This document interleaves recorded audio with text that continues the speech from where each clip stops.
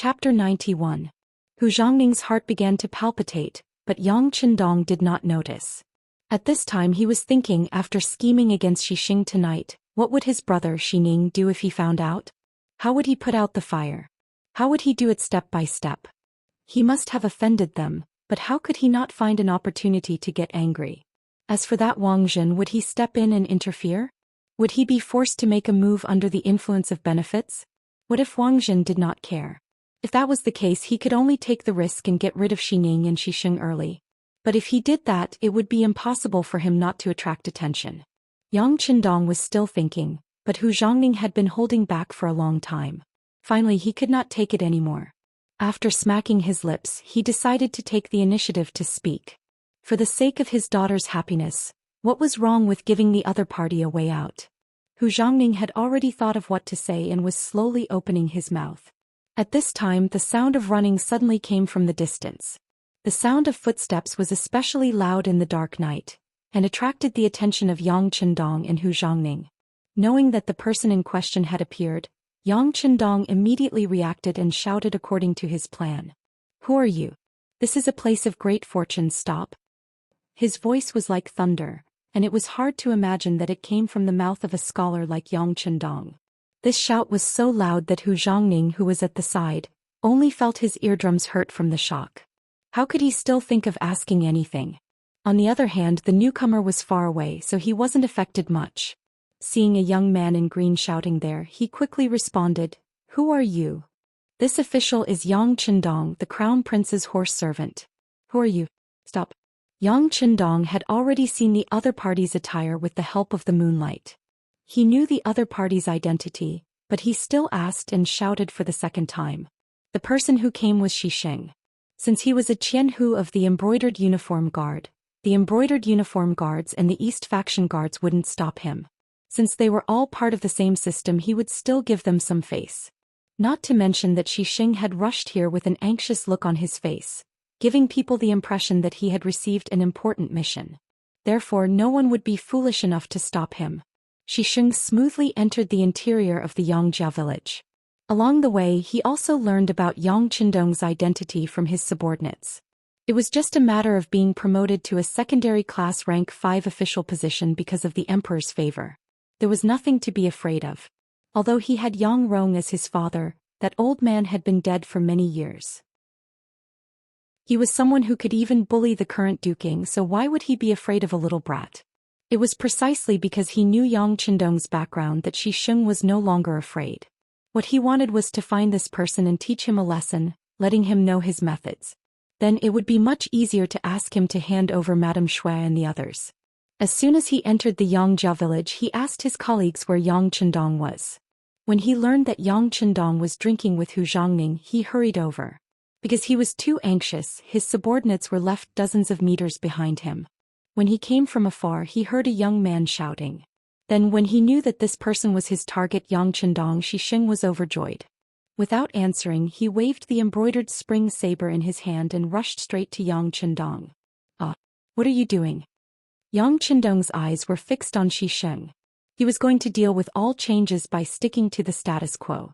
When he saw that the other party didn't say anything and waved his saber, he stepped back first and shouted, "What are you doing? This is a place of great auspicious holy objects. I am also an official of the imperial court. The emperor personally appointed me as the crown prince. What are you going to do?" Yang Qindong's panic-stricken appearance was a perfect representation of a scholar who saw a soldier and was unable to reason with him. This scene was also seen by Hu Zhongning, who was at the side. The aftershock of the vibration of the eardrum was completely absorbed. At this moment Hu Zhongning also realized that someone was going to harm Yang Qindong. How could he let it go? If something happened to the 6th young master, how could his daughter argue with him? Not to mention that he happened to be at the scene. Whether it was public or private, he had no reason to ignore it. Clang! The sword bestowed by the emperor was pulled out of the scabbard. Hu Zhongning jumped in a few big steps and stopped in front of the rushing Xixing. Seeing that Yang Qindong was getting closer and closer, Xixing's expression changed. Just as he was about to wave his saber, he recognized the person's identity with the help of the moonlight. He said, "So it is Lord Hu. I am Qianhu Xixing. Why are you stopping me?" "Ah." This voice was so familiar. At such a close distance, Hu Zhongning recognized the person's identity and couldn't help but be startled. What was going on? Why was it Xixing? Hu Zhongning, who couldn't react quickly in his mind, was stunned there. Taking advantage of this opportunity, Xixing flashed past him and continued to chase Yang Chendong in front of him. Xixing didn't have the intention to kill. He also knew that if he killed Yang Chendong here, the consequences wouldn't be something he could bear. Even if his older brother Xining helped, there would be no avoiding a lawsuit. Therefore he only wanted to scare the other party. As long as the other party admitted defeat and admitted his mistake, it would be enough to restore his face and reap enough benefits. In Xixing's eyes, it was not difficult to do this. With his skill, wasn't it easy to catch a scholar who was close to him? Although Xixing was domineering, his martial arts were not bad. At least he looked agile. On the other hand, Yang Chendong, who was being chased, had a panicked expression. He kept shouting and yelling as if he would catch up at any time. However, it was precisely because Yang Chendong looked like he could be caught up at any moment that Xixing was unable to succeed. There were several times when he was about to slash at Yang Chendong with the back of his saber, but for some reason Yang Chendong managed to dodge. That person was still dodging randomly, as if the reason he could not hit him was that his luck was too good. Was Yang Chendong really that lucky? During this chase he saw at least 7 or 8 openings that Xixing revealed. If he wanted to, he could have beautifully seized the saber with his bare hands and killed the other party.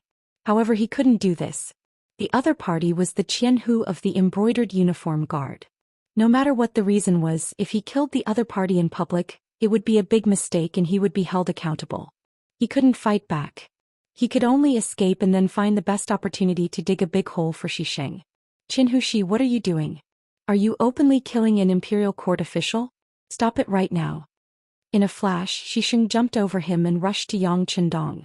This made Hu Zhongning break out in cold sweat. He shouted and wanted to chase after him. However, at this time Xixing's subordinates arrived. They naturally didn't dare to do anything because of Hu Zhongning's identity, but they could still stop him. Hu Zhongning, who found that he was surrounded, was anxious. He knew that he was outnumbered and couldn't find any opportunity. He immediately shouted into the darkness, "Little bastards, why don't you come out?" As soon as he shouted, at least 50 embroidered uniform guard rushed out of the darkness. Among them was Lieutenant Sun Chuang, who had been beaten 10 times before. These people were the ones on duty today. They were responsible for the safety of Potato. They had been watching from afar since Yang Chendong and Hu Zhongning drank together.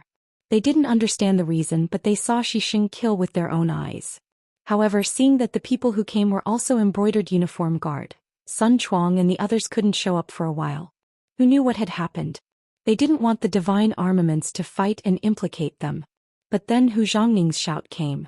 With the orders of the superior, these people couldn't hide anymore. They all showed up in the darkness and surrounded the group of people brought by Xixing. A wise man wouldn't fight when the odds were against him. Seeing that there were more people than them, Xixing's subordinates began to scatter and flee. Some of them took the opportunity to rush into the protected potato field. For a time, countless bean seedlings were trampled, making a mess. Because of the appearance of Hu Zhongning's subordinates, the place became completely chaotic. And in this chaos, Xixing finally grabbed Yang Chendong's arm and raised the embroidered spring saber in his hand high. No. Hu Zhongning, who was a few meters away, saw this scene clearly with the help of the moonlight. He immediately shouted to stop it. Xixing was taken aback by this shout. At this moment, Yang Chendong, who was caught, suddenly moved his arm. He didn't know where the strength came from, but it made his right hand numb. Then the saber fell down and landed on Yang Chendong's chest. Suddenly, a stream of bright red blood spurted out and sprayed on Xixing's body, dyeing his flying fish robe red. Ah! At the same time, the green-clothed Yang Chendong fell to the ground in a timely manner. When Yang Chendong fell, the eyes of Hu Zhongning, who was chasing after Yang Chendong, had already turned red. He was unable to control his anger, and when he arrived behind Xixing, he stabbed out with his sword. Feeling a gust of cold wind behind him, Xixing habitually dodged to the side, but in the end, because of the potato vines under his feet, he was a beat too slow. It was because of this beat that his right leg was slashed by a long sword. The sharp sword immediately cut through a meridian, and Xixing painfully fell to the ground with a plop. "Tie him up." After stabbing Xisheng, Hu Zhongning shouted loudly. Then he stretched out his hand in front of Yang Chendong, who was lying on the ground. At this moment, an even faster figure suddenly appeared in front of Yang Chendong. He quickly carried him on his back and ran straight to the Yang family manor. Chapter 92. The person who came was Tiger's man. He had been secretly observing the situation. When he saw that the young master had been cut and was bleeding, he immediately became anxious. Without caring about anything else, he rushed out and carried Yang Chendong on his back. Then he recklessly ran into the manor. Beta Persei also appeared with him. He didn't snatch the job of carrying the young master, but he did stay where he was. He stared coldly at Hu Zhongning, a huge murderous aura leaping out of his body. It was clear that he was ready to kill if there was any disagreement. "Who are you?" An embroidered uniform guard didn't understand. Seeing that someone was blocking in front of Lord Hu, he wanted to step forward and question him. However, before he could move, he was stopped by Lieutenant Sun Chuang at the side. "Get back." With an angry roar, he pushed the blind embroidered uniform guard behind him. Others might not know, but Sun Chuang, who had suffered in the Yang family's old manor in Jianing Manor, was very clear about Beta Persei's strength. Now that his master was injured, the consequences would be unimaginable if he was enraged. Hu Zhongning naturally recognized Beta Persei and knew how powerful this person was. He didn't act rashly but still said out of concern, "I just want to see how Yang Shima's injuries are. There's no need for Lord Hu to worry. My master has the elixir in his hands." Beta Persei spoke as if he could hold back 10,000 men. Then he stared coldly at the crowd, all the muscles in his body ready to explode at any moment. Feeling the pressure of that aura, Hu Zhongning knew that he couldn't force his way in. He turned around and vented his anger on Xisheng. "Come, capture all these people who destroyed the auspicious land. Tomorrow morning when the city gates open, we will enter the palace to see the emperor." With Hu Zhongning's order, the embroidered uniform guards who came with Xisheng were beaten to the ground one by one. Any slight resistance was met with a series of punches and kicks, making them cry for their parents. Yang Manor's inner courtyard. Tiger's man ran back with bloodstains on his back. As soon as he entered the side hall, he was seen by Qiao Yin and the other girls. "Young master." Qiao Yin only managed to shout once before her vision blurred. Then her body fell to the ground. Fortunately, the maidservant Xiaowei reacted very quickly and reached out to catch it to avoid the danger of touching the ground. "Dong Shui." Madame Shui and Mu Lily also shouted in surprise. Then their faces turned pale and they didn't know what to do. On the other hand, Yang Chendong, who was being carried on his back, was still very calm. He said to Tiger's mane in a weak voice, "Wake Yin up and let her apply medicine for me. No one else is allowed to enter my bedroom without my orders." "Yes." Tiger's mane replied with tears in his eyes. On the other side, Xiaowei had already shaken Qiao Yin awake. After knowing the young master's intention, she ignored her weak legs and hurried to the bedroom. Yang Chendong, who entered the bedroom first, was placed on the bed by Tiger's man. After seeing that there was no one around, he let out a sigh of relief and said, "Hey Tiger's man, can you run slower next time? Do you know that the young master was originally fine? But when you jolted me on your back, I almost suffered internal injuries." As he spoke, Yang Chendong threw a bag of chicken blood to the side and took off the bulletproof vest under his green robe. There was a cut on the bulletproof vest, but it was only a scratch. As for the underwear under the bulletproof vest, there was not a single scratch. Tiger's man's eyes widened. "Young master. What about me? Your skills were all taught by the young master. Why don't you think that Xisheng with his mediocre skills can hurt me?" Yang Chendong asked with an expression that said, "Why don't you use your brain?" After speaking, he did not wait to see if Tiger's man understood. He continued, "The young master's injuries will continue to be feigned. Before this matter is resolved, no one is allowed to enter the bedroom without permission. But if anyone comes, just tell them that the young master is sleeping. Qiao Yin is the only one taking care of him." After speaking, Yang Chendong waved his hand. Tiger's man left the bedroom in a daze. At that moment, Qiao Yin rushed over with tears in her eyes. Before she even entered the room and saw Yang Chendong, she began to cry loudly. "Master." He reached out to touch his forehead. The young master is fine. Don't cry like that. Otherwise, I'm afraid you'll scare him until he falls ill. Ah. Xiao Yin covered her small mouth with her hand. At this moment her face was like a pear blossom in the rain. She saw that Yang Qindong had already bared his upper body, revealing his well-built muscles. It was so perfect and he didn't look the least bit injured. At that moment she did not care about the difference between men and women. She sprinted forward and gently stroked his bare chest with her small hand. Then with a look of surprise she said, "Young master, are you the reincarnation of a god? Are you invulnerable?" He was clearly covered in blood just a moment ago. How could he be completely fine now? This was simply unbelievable. The young master is not the reincarnation of a god, nor is he invulnerable. It was just a show. Yang Qindong smiled as he picked up the half-filled bag of chicken blood on the ground. "Look, this is why you were bleeding just now." After Yang Qindong's detailed explanation, Xiao Yin realized that the young master was indeed not injured. It was something called a bulletproof vest that protected him. Everything was just a show. After learning the truth, Xiao Yin breathed a sigh of relief. Then with a pleading tone she said, "Young master, can you promise Xiao Yin that you won't scare me again in the future? Alright, don't do it again, don't do it again." Yang Qindong laughed heartily. Then he leaned forward and whispered in her ear, "But you still have to act.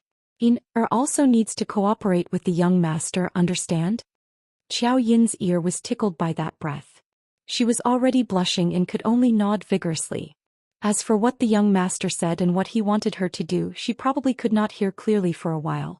Outside the bedroom, Madame Shui, Mu Lily and Little Wei were kneeling. Dong Shui was injured because of them.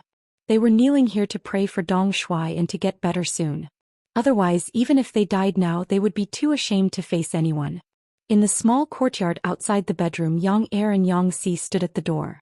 They were like two gatekeepers guarding the door, preventing anyone from coming in to peek. No matter how much Madame Shui begged, they could only shake their heads in disapproval. This time the sixth young master was injured. As the family's guards, they were responsible. Now they could not wait to receive the military order to kill Xisheng. At this time they were still full of anger. How could they be nice to others? No matter how beautiful Madame Shui was at this time in their eyes, she was nothing more than a pink skeleton. "How is Yang Shima?" Outside the small courtyard, Hu Zhongning rushed in with an anxious expression. Beside him was Lieutenant Sun Chuang. "Sup?" Seeing the two people coming, Beta Persei said unceremoniously. Hearing this, Hu Zhongning and Sun Chuang could not help but stand in place. This person had left a big shadow in their hearts. As soon as they saw this person, they could not help but feel weak in the knees. Looking at this person's ferocious face, no one dared to rush over. It was unknown when, but Tiger Ray had appeared, appearing directly opposite Hu Zhongning. "Lord Hu."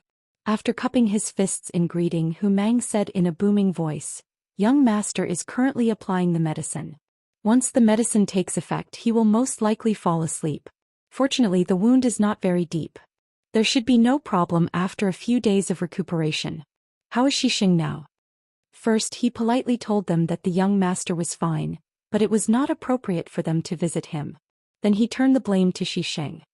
"It's good that Yang Xinma is fine. This is also my negligence. As for Xisheng, he is currently imprisoned, and because the gates to the capital are closed, he cannot enter. Once the gates open at dawn, this lord will personally escort Xisheng into the palace to meet his majesty. When the time comes, I will definitely give Yang Xinma an explanation." Hu Chongning said angrily. At this time he hated Xisheng to the core. Xisheng took advantage of his brother's power and didn't put him as superior in his eyes. He even hurt his future son-in-law Yang Qindong. Just now he had seen dozens of people running around in the fields. Who knew how many potatoes they had destroyed in that short period of time? He had to give an explanation for all of this. Then he could only use Xisheng. Although he did not want to offend the eunuchs, he did not want to take the blame for no reason. Xisheng was destined to be unlucky this time. Everything would depend on how much help his brother Xining could give him. Xisheng was going to be in trouble. "Good, I hope Lord Hu can do as you say. As for here, I ask Lord Hu to go back first. My lord is asleep and will not see anyone." Tiger's man wanted Hu Zhongning to express his position. When he found out that the young master was only acting and wasn't really injured, the anger in his heart had lessened by a lot. If that wasn't the case, the brocade guards wouldn't have been able to stop them from snatching the victory, and the result would have been 1,000 cuts. Hu Zhongning wanted to ask if Yang Qindong's life was in danger. After all, from the scene at that time he had lost a lot of blood. Now that he knew that Yang Xinma was fine, he was relieved. He knew that he had missed this opportunity and it was not appropriate to force his way in. Moreover, whether or not he could force his way in was another matter. He could only cup his fists and say, "Thank you for your hard work. This official will take his leave first. I will visit Yang Xinma in 2 days." Hu Zhongning left. When he left, his complexion was obviously much better. Yang Qindong's life was not in danger. This matter could be salvaged. At least his guilt was not so great. As for how this matter should be resolved, it needed to be decided by the emperor. It was not something that a fourth-rank official like him could decide. Chapter 93. Madame Snow and the other 2 girls were still kneeling on the ground. The 3 girls had been sobbing since Hu Zhongning came in and left, as if they were the biggest sinners who had hurt Yang Qindong. In the bedroom, Qiao Yin had already helped Yang Qindong take a bath and lie on the bed. Only then did she remember that Madame Snow and the other 2 girls were still kneeling outside the yard. She asked carefully, "Young master, what should we do with them? It's late at night. They'll get sick if they keep kneeling like this. Ask them to leave. Forget it. Ask Madame Snow to come in and ask Mu Lily and Wire to leave." Yang Qindong thought for a while and shook his head. If he did not let them in, the 3 girls would not listen to him and leave. He didn't want to end up causing the 3 girls to fall sick while he was fine. "Okay," Qiao Yin answered obediently. At this moment she was not jealous at all. The young master could not be her only young master. She had thought about this for a long time. With one more sister to take care of the young master, perhaps the young master would live a happier life. As long as the young master was happy, she would be happy too. Outside the bedroom, Madame Shui got the message and could enter the bedroom. Mu Lily and Wire both breathed a sigh of relief. They were worried that they couldn't do anything. Now that Madame Shui could go in and help, they could go back to rest. At least they didn't have to feel so guilty. Madame Snow followed Qiao Yin into the bedroom with a worried look. She saw Yang Qindong lying on the bed. At that moment she couldn't stop her tears from flowing out. With a plop she knelt down and said, "Dong Shui, it's all our fault for implicating you. We've already made a decision. Tomorrow morning we'll enter the city and ask for forgiveness from Xisheng." Nonsense. Yang Qindong, who was going to rest, immediately opened his eyes. His expression suddenly became very serious. "Remember, your lives belong to the young master. Without the order of the young master, no one can make decisions without my permission. As for Xisheng, he can't even protect himself. He won't make trouble for you."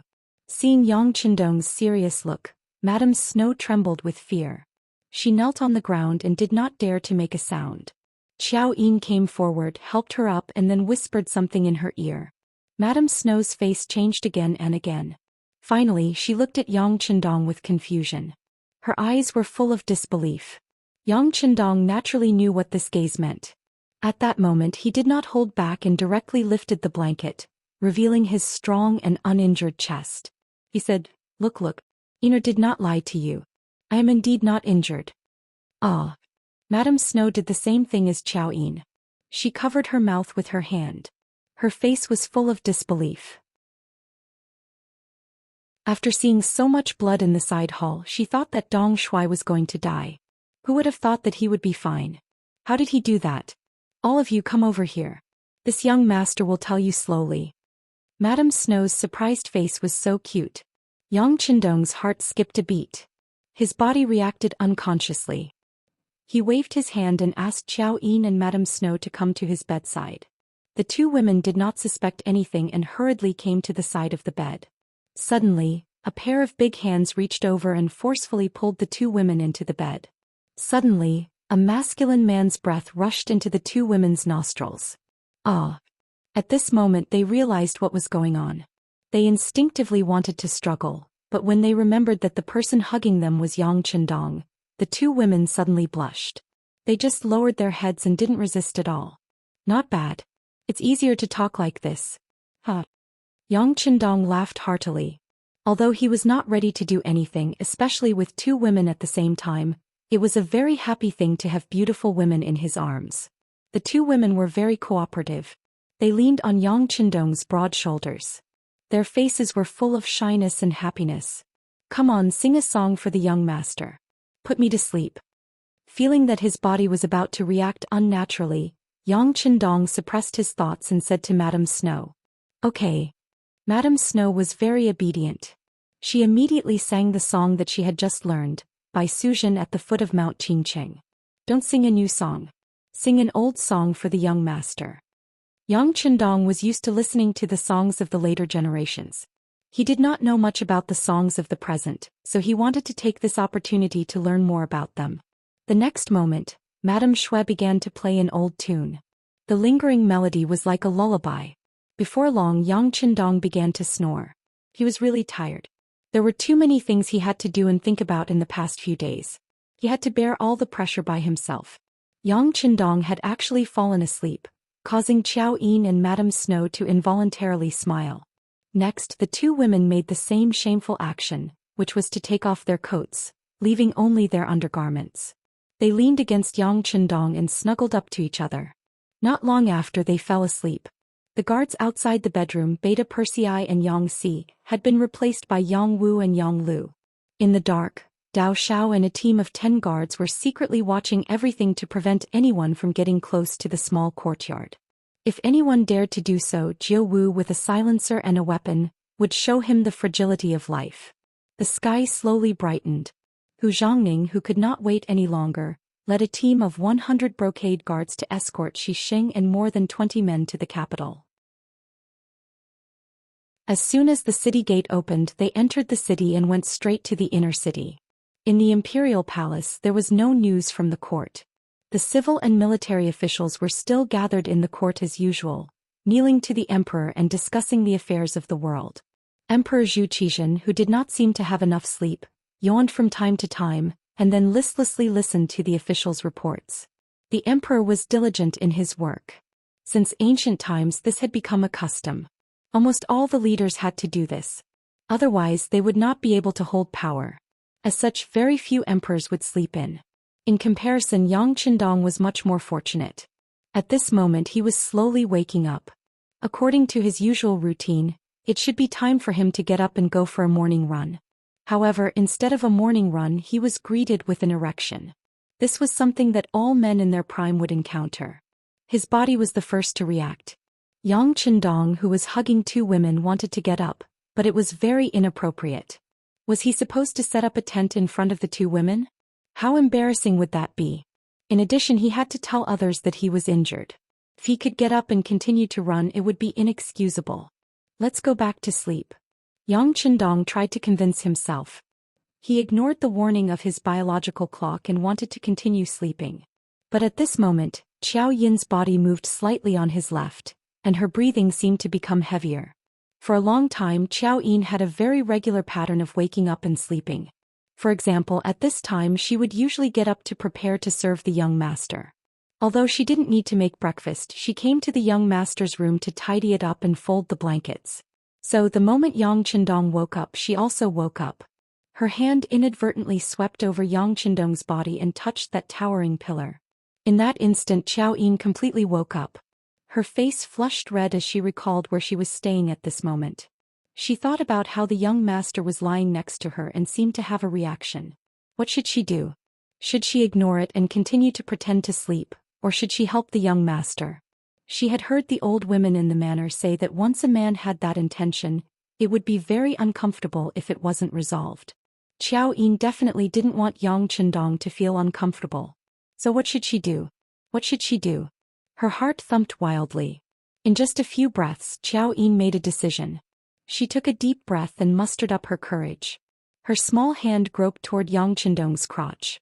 Knowing that Qiao Yin had woken up, Yang Qindong felt very awkward.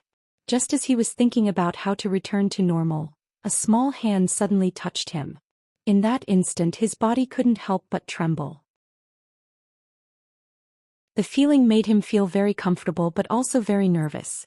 It was really indescribable with words. "Young master, let Immerse serve you." Suddenly, he heard the soft sound of drizzling rain. Before he could react, Xiao Yin had already dove into the blankets and swam towards that place. No. Yang Qindong instinctively wanted to stop her. It was this shout that woke Madame Shui on the other side. Due to the nature of Madame Shui's work, she didn't wake up very regularly. In addition, Yang Qindong lying next to her gave her a great sense of security, so she fell into a deep sleep. If it wasn't for Xiao Yin's shout, she probably wouldn't have woken up. After waking up, Madame Shui forgot that she was only wearing a doudou. On the contrary, she only remembered that the young master seemed to be injured. Is he feeling unwell? She asked anxiously. When Yang Qindong saw that Madame Snow had woken up, he felt a little awkward. Just as he was about to say something, Xiao Yin moved. In that instant he felt a warm sensation spread throughout his body. He couldn't help but shiver slightly. Along with the shiver, he let out an "oh" sound from his mouth. I'm so scared of crabs. I'll omit 100,000 words here.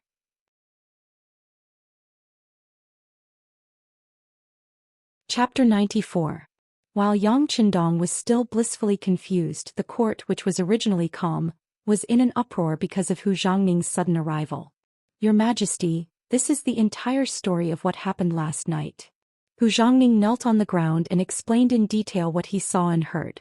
Then he lowered his head deeply as if he was waiting for the emperor's judgment. After Hu Zhongning told the story of what happened in Yangjia village, the court officials suddenly exploded. Without the emperor's order and without the slightest evidence, a Qianhu of the embroidered uniform guard dared to kill a fifth-rank official who had just made a great contribution. This was simply lawlessness. Not to mention, according to Hu Zhongning's explanation, a lot of potatoes were also wasted because of this. Overnight, Lord Hu brought people to dig up the trampled land and found that the potatoes in the field were greatly damaged. Many of them were already deformed. Of course, they didn't know that all of this was arranged by Yang Qindong in advance. Those potatoes were also cleaned up in advance. They didn't know that all of this was done by Yang Qindong, but they knew that the loss of potatoes was a loss to the court, the country, the emperor, and the court officials. Immediately, as the Minister of Revenue, Wang Zuo was the first to jump out. Originally, he was worried that there weren't enough potatoes.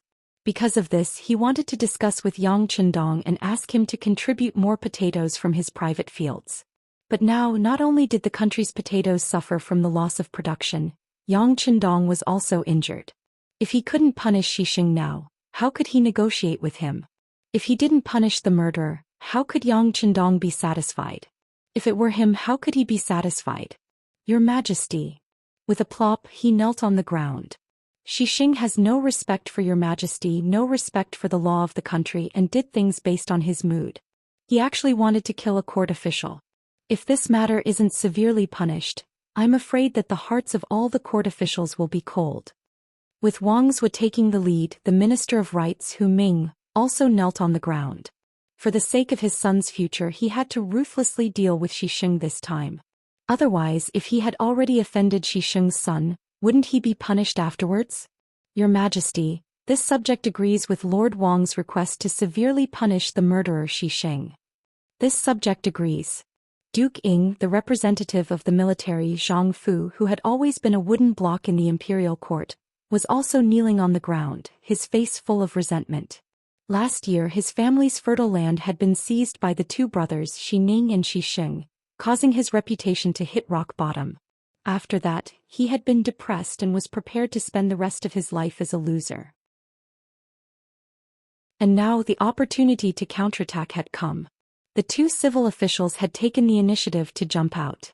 How could he be polite? He immediately expressed his thoughts. After the three of them, the other officials and generals also got down on their knees one by one, all of them wearing indignant expressions as they cursed the lawless and overjoyed man. Ying Zong, who was sitting on the dragon throne, had an ugly expression on his face. He had long regarded the potato as a great auspicious item and announced it to the world. It was equivalent to an imperial item. But Xixing actually dared to bring people to attack and trample on the auspicious item. This was simply ignoring the existence of imperial power. Even if you have enmity with Yang Qindong and want to deal with him, you can find a safe place to do it. Why do you have to do it on the auspicious item's crops? Isn't this the same as the god of longevity hanging himself? Are you tired of living? At this moment, Ying Zong really wanted to order Xixing to be killed as a warning to others. But at this time Wang Zhen, who was standing on the side, opened his mouth. "Your Majesty, this matter is really strange. Why did Lord Shi kill Xianxia? Why did he choose to do it on the auspicious items crops? All of this needs to be investigated. In this old servant's humble opinion, we should first clarify the whole story before making a decision." Originally, Wang Zhen was very angry after hearing Hu Zhongning's words. He also wanted to kill Hu Zhongning to relieve the hatred in his heart. After all, he and Yang Qindong already had a common interest. Just yesterday, Mao Mu, the court eunuch of the ceremony directorate, gave him a good item called diapers. With it, he really didn't need to worry about embarrassing himself on the spot because of his body. Wang Zhen also knew that these things came from Yang Qindong's hands and were brought to the palace by Mao Mu to sell. The main consumer group was the court eunuchs. Moreover, a single diaper was not cheap and actually cost 2 taels of silver. Fortunately, he could get 10% of the benefits from these 2 taels of silver. Many little drops make an ocean. Naturally, it was a profitable way to make money. With a common interest, Xixing still wanted to harm Yang Qindong and even wanted to kill him. This was an unforgivable matter. But no matter what, this person was Xining's younger brother and his only brother. Just based on this point, he had to stand up and speak up. The reason why Wang Zhen could have such power, other than Zhu Qixian's great trust in him, was that he had the support of most of the court eunuchs. It was precisely because he had such confidence that he could be so unscrupulous and smooth when doing things. Xining was one of the more powerful ones among those who supported him. If he couldn't speak up for Xixing in this matter, then he would naturally offend him and his leadership position would be shaken. This wasn't something he wanted to see. This was why he hesitated and spoke up to help, wanting to entrust this matter to Zhu Qixian. Originally, he already had a decision in his heart, but after hearing Wang Zhen's words, Ingzong immediately gave up his original idea and nodded in agreement. "That's right, teacher's words are very reasonable. We have to investigate this matter thoroughly first. How about this, teacher will handle this matter. Once there is a result, we can just let us and the officials know." "Thank you, Your Majesty." Wang Zhen quickly knelt on the ground. "Your Majesty is wise. All right, if there's nothing else, you can leave the court." Ingzong waved his hand. He was in a bad mood this morning, so he didn't have the heart to govern. He raised it up high and gently put it down. The matter actually ended like this. After the emperor left, Wang Zhen gave an order. "Send Xixing to the imperial prison. At the same time, send Jining to Yangjiao Manor to investigate this matter." Since the power was in his hands, the person he sent must be a trusted aide. Jining, this trusted aide, was put to good use. The officials who were still kneeling on the ground were all furious when they heard this answer, but there was nothing they could do. This matter had already been handed over to the East Ministry to handle. The result would most likely be reduced to a small matter and a small matter to nothing. As for the victim Yang Qindong, he was after all still too young. Xixing alone was enough to injure him. Once the East Ministry stepped in, how could he withstand the pressure? At least the officials didn't have any hope. Yangjiao Manor. Early in the morning, the 6th young master had a pleasant and happy morning. Although it was the first time Qiao Yin had done such a thing, she still satisfied him with her cherry lips, allowing him to completely vent the depression he had been feeling for many days. Madame Snow finally understood what had happened. She immediately blushed and felt ashamed. Fortunately, Yang Qindong pretended to be asleep, which saved everyone from embarrassment. However, the 3 of them knew that after this morning's incident, their relationship had changed subtly. Even Wan Shi was afraid to take the first step. Once he took the first step, many things would follow naturally. Qiao Yin and Madame Snow even began to discuss who would serve him at night. Breakfast was served by the 2 women and delivered to Yang Qindong's mouth. He couldn't help but enjoy the bliss of having 2 women. This time not only was his stomach full, but his big hands were also moving up and down. He was addicted to touching the 2 women and gained a lot of benefits. Naturally, the 2 women wanted to reject but still welcomed him, causing the bedroom to be filled with the sound of panting. All the happiness slowly dissipated after the appearance of Tiger's Mane. "Young Master Jining from the Eastern Palace is here. He brought many tonics, saying that they are for young master to nourish your body. Eunuch Mao Mu is also here. He is waiting in the side hall." Yang Qindong's reaction was extremely fast. Seeing that the people from the Eastern Palace had condescended to give him gifts, And Wang Zhen had not only sent his confidant Jining but also Mao Mu. It was obvious that he wanted to make peace. In that case Xixing should be fine now. Thinking of this, Yang Chendong couldn't help but sigh softly. Originally, he thought that since he had given the potatoes to the emperor and many benefits to Wang Zhen, he should be considered an important person in the other party's heart. Today he had been wronged, so they should stand up for him. But now it seemed that he had been too optimistic. He was just 1,000 commander of the embroidered uniform guard, Xisheng. Because he had a powerful elder brother, Xining, everything that he had given up had become a thing of the past. In the end he still had to become the sacrifice, the one who had to give in. After treating me like this, if this young master doesn't replace me, what else can I do? The incident had caused Yang Chendong to understand the truth. With such an emperor and a eunuch who couldn't differentiate right from wrong, there was no hope for him. If he allowed this to continue, there would be a day when he would become a sacrifice. At that time it would be too late for him to regret it. After firming up his inner beliefs, Yang Chendong suppressed the idea of starting a riot now.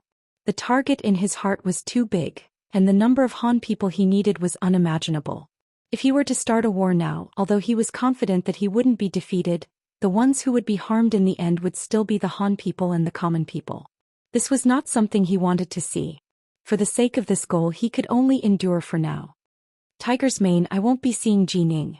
Call Mao Mu over.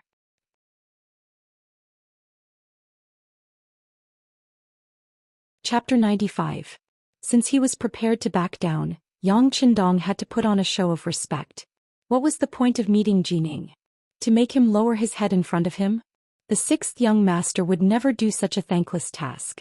In the side hall, Jining sat on the left while Mao Mu sat on the right. Both of them were looking straight ahead. Gentlemen, the sixth young master has a message for eunuch Mao. Please enter his bedroom. Lord Ji, if you have something to do you can go ahead. Tiger's Mane entered the hall and clasped his hands. Jining stood up with a satisfied look on his face, as though he had expected this to happen. Good. Then I'll take my leave first. Please send my regards to the sixth young master. Jining's task was to mediate between the two of them. In order to achieve his goal he had to lower his head when necessary. Fortunately Yang Chendong was tactful. If he didn't want to see Jining he wouldn't have to see Jining lowering his head. Jining had to accept this favor. Good. Lord Ji, I'll definitely pass on your message to my young master. Tiger's Mane understood Yang Chendong's intentions and was naturally very polite to Jining. Ha ha ha. Jining laughed loudly and turned to leave, his face full of self-satisfaction. Mao Mu was left behind. He asked Tiger's Mane anxiously, did something happen to the sixth young master? Please follow me, eunuch Mao. You'll know when you see him. Tiger's Mane knew that Mao Mu had already sided with his young master. But even so, unless the young master ordered him to do so, he wouldn't say a word. The bedroom was still filled with fragrance. Naturally, it was the fragrance left behind by Qiao Yin and Madame Snow. As soon as Mao Mu entered the bedroom he immediately sensed the scent. He couldn't help but be delighted. This at least proved that the sixth young master's injuries weren't serious. Now he could be at ease. He had just expressed his loyalty yesterday. If something happened to the sixth young master today he really didn't know what to do. You're here. Take a seat. Yang Chendong leaned against the headboard and looked at eunuch Mao Mu with a normal expression. Sixth young master, are you all right? After this old servant found out about it, I was so anxious that I couldn't even eat. All right, tell me what eunuch Wang thinks. When Yang Chendong saw that Mao Mu was about to use his flattery, he had no choice but to interrupt him and get straight to the point. Knowing that the sixth young master didn't like flattery, Mao Mu tactfully stopped and got down to business. Eunuch Wang said that he hopes that the sixth young master will be magnanimous and spare Xixing for the sake of him and eunuch Xining. As for the conditions, he allows this old servant to be promoted to eunuch penning of the ceremony directorate. Although I'm ranked last, it's still a big step up. At the same time he promises that Xixing won't cause trouble for the sixth young master. Also, when you do things in the capital in the future, the Eastern Faction Guards and the Brocade Guards will give you face and won't cause trouble for you. After saying these words, Mao Mu lowered his head a lot. He received the most from this so-called exchange, so he didn't have to say anything more. Mao Mu's promotion from attendant to penning of the ceremony directorate was a step that many people wouldn't be able to achieve in their lifetime without enough merit or ability. This was equivalent to a small eunuch becoming the head of eunuchs, and these were the conditions that Wang Zhen had to pay. As for the Eastern faction guards and the brocade guards not causing trouble for him, it was better to say that they were giving him face than saying that they were threatening him. The meaning was very obvious. If Yang Qindong didn't agree and insisted on killing Xixing, then these two departments would keep an eye on the Yang family manor. If there was even the slightest movement, the Yang family would be in big trouble. After understanding the crux of the matter, Yang Qindong's expression turned cold. This Wang Zhen was really an ingrate that couldn't be fed. Fortunately, he had less than a year to live. Otherwise, with the sixth young master's temperament, he would probably send Tiger's Mane and the others to take his life tonight. Don't bother with a person who's about to die.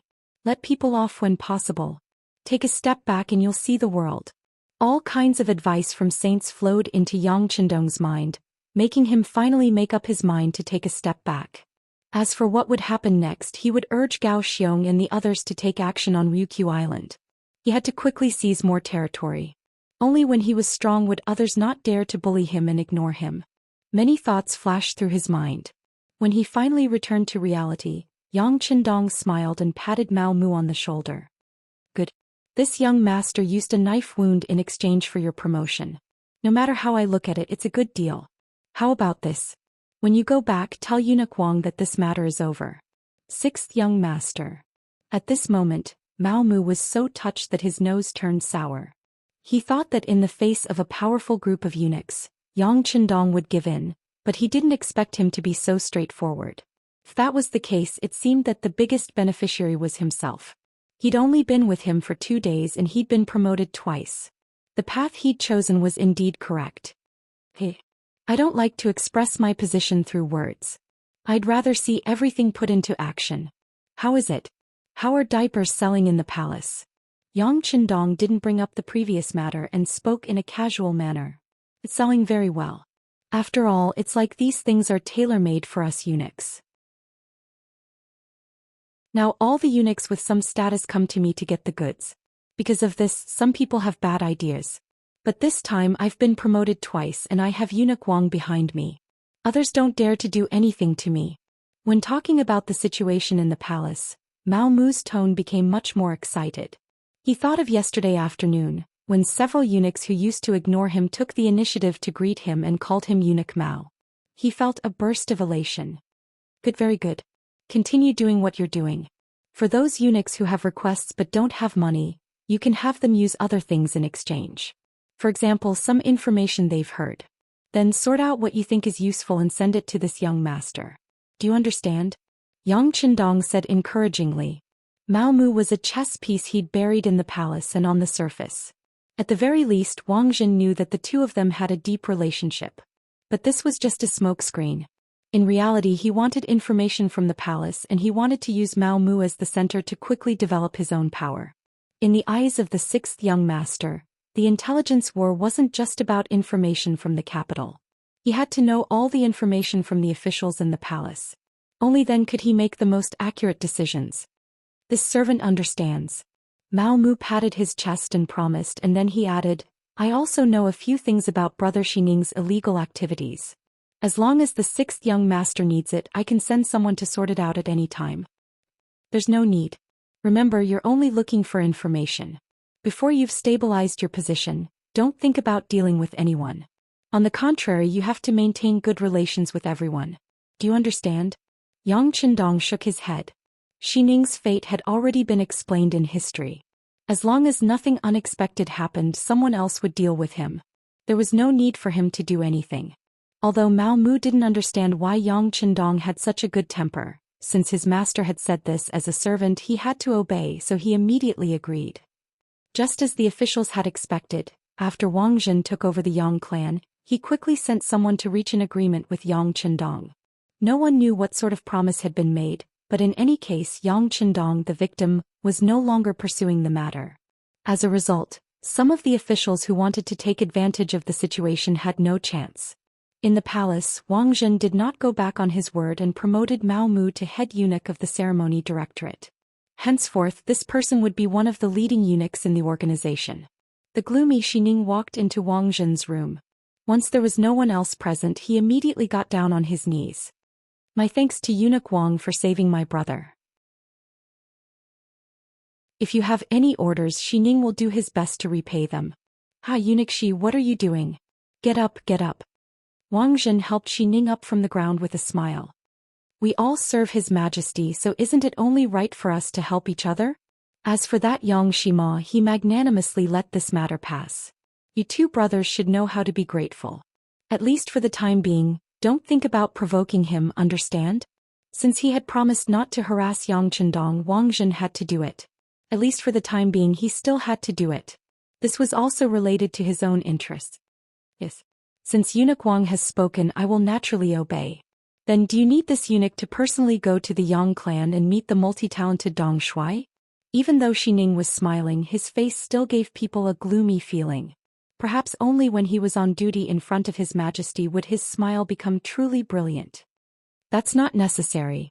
This eunuch asked Jining to go there before, which is already giving him enough face. There's no need for Eunuch Shi to make a trip for such a small matter. Wang Zhen shook his head. Regarding Yang Chendong, his feelings were somewhat complicated.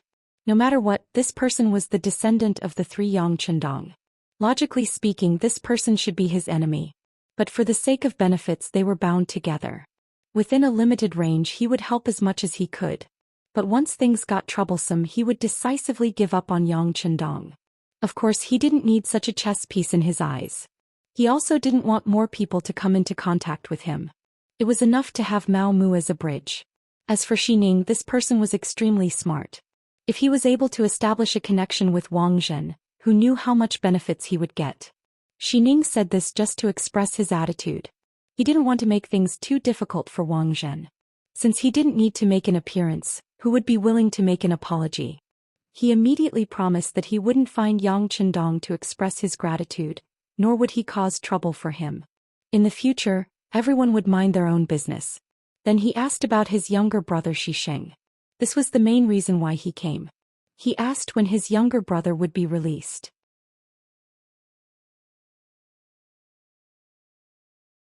Chapter 96. After a while. The imperial prison is our territory anyway. Your brother won't suffer there. If you want, you can go see him at any time. As for releasing him, I'll see when the emperor is in a good mood. I'll plead for mercy for you. Wang Zhen thought about it, but he still didn't want to release Xisheng. Firstly, he wanted to give the officials an explanation. He couldn't just release Xisheng right after he started yelling about fighting and killing. That would be too obvious of favoritism. Secondly, he wanted to give the other eunuchs a warning. If they dared to make a move without permission, they had to be prepared to go to the imperial prison. Alright, we'll listen to Eunuch Wang. Xining also knew that it would be inappropriate to release Xisheng now. He thought about how the officials were living a life worse than death in the imperial prison. However, his younger brother was there, which was equivalent to recuperating. There was nothing to worry about. Things seemed to have calmed down. However, through this incident, Yang Chendong saw some people's hearts. For example, his brother's behavior disappointed the sixth young master. Eldest brother, second brother, and third brother didn't come. Only fourth brother and fifth brother came to see him. Fifth brother came alone. After seeing that Yang Chendong was fine, he left with peace of mind. Not only did fourth brother come, but he also brought Duke of Wei Su Qin's eldest son, Su Qingzong. Yang Chendong naturally knew why his three brothers didn't come.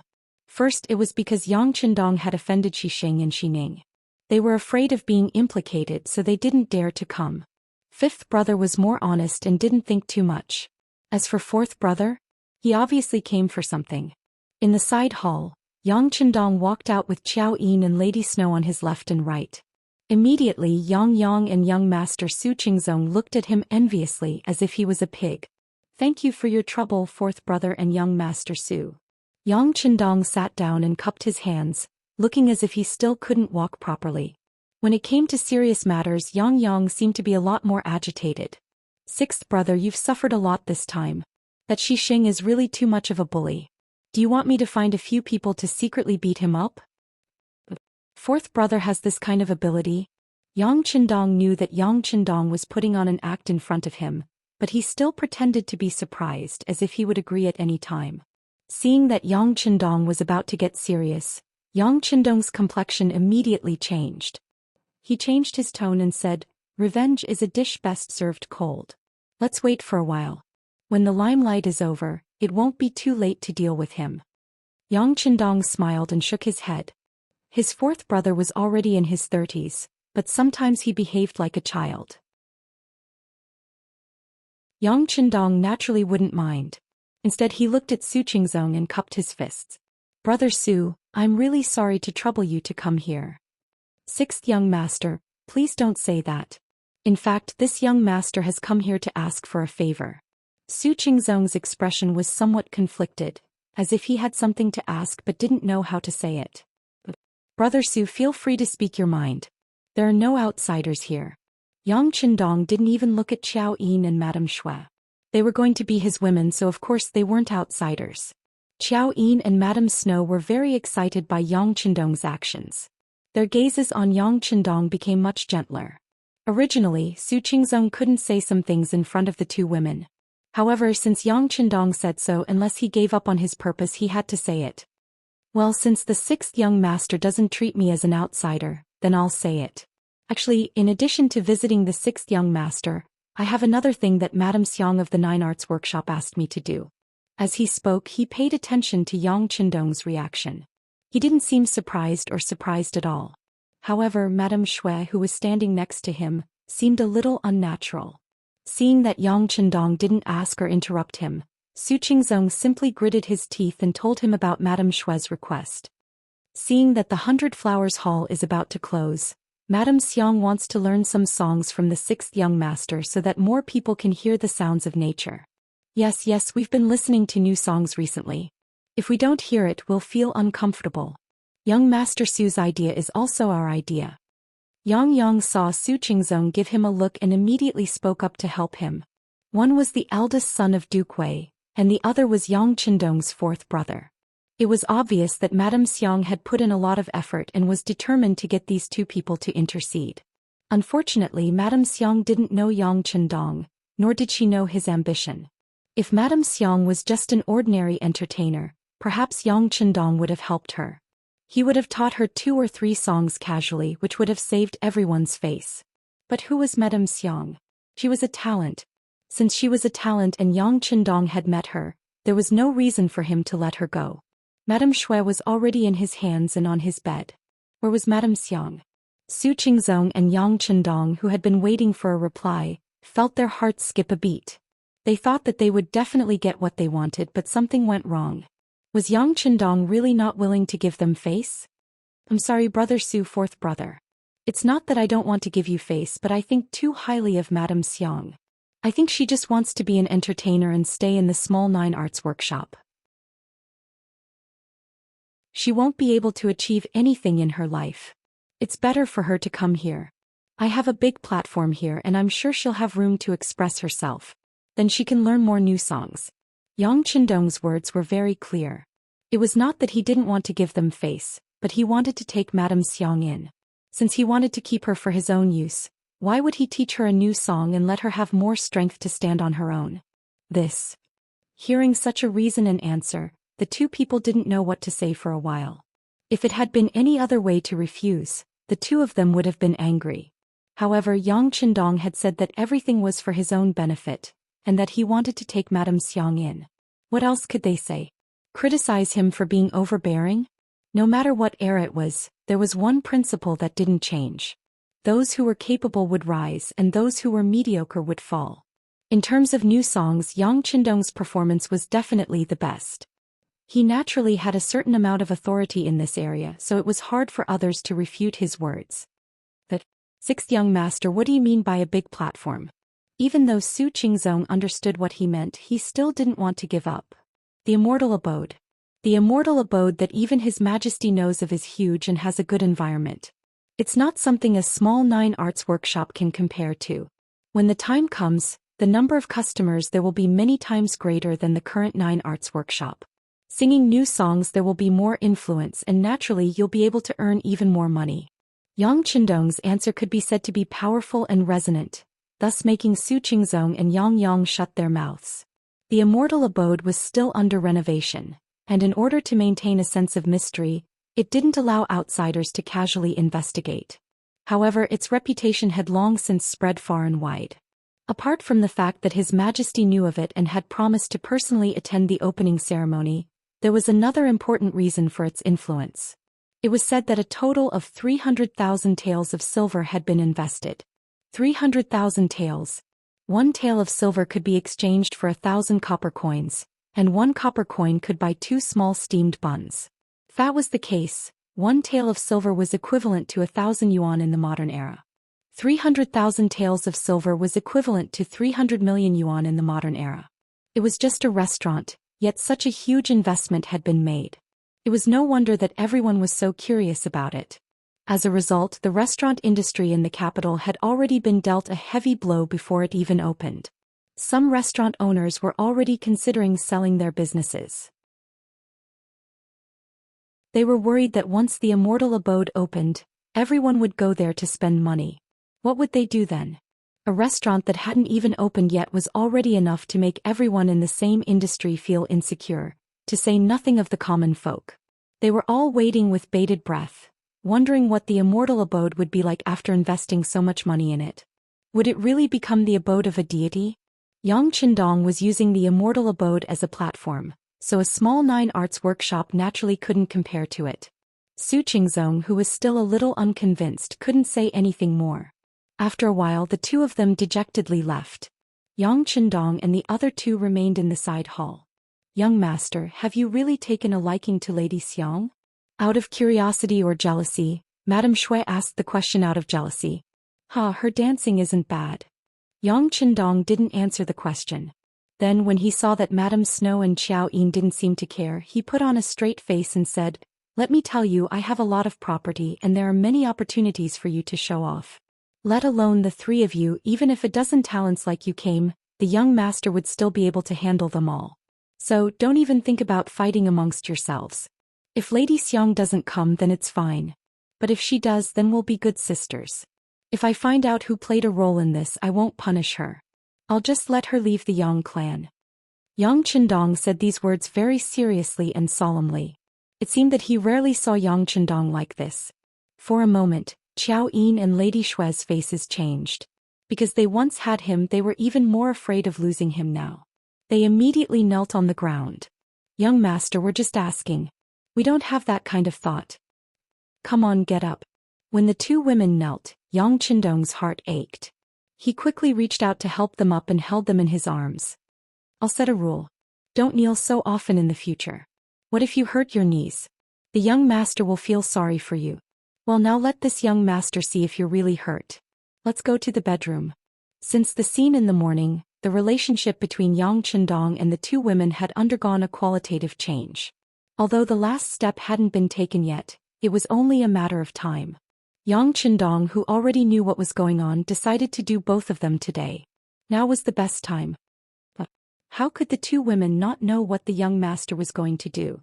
For a moment their faces flushed red. But how could they be a match for Yang Qindong, who was so powerful? Moreover, they had been looking forward to it. Now that they were finally going to get what they wanted, they were overjoyed. How could they back down? Not long after, the 3 of them entered the bedroom and the sounds of spring filled the air. 100,000 words omitted here.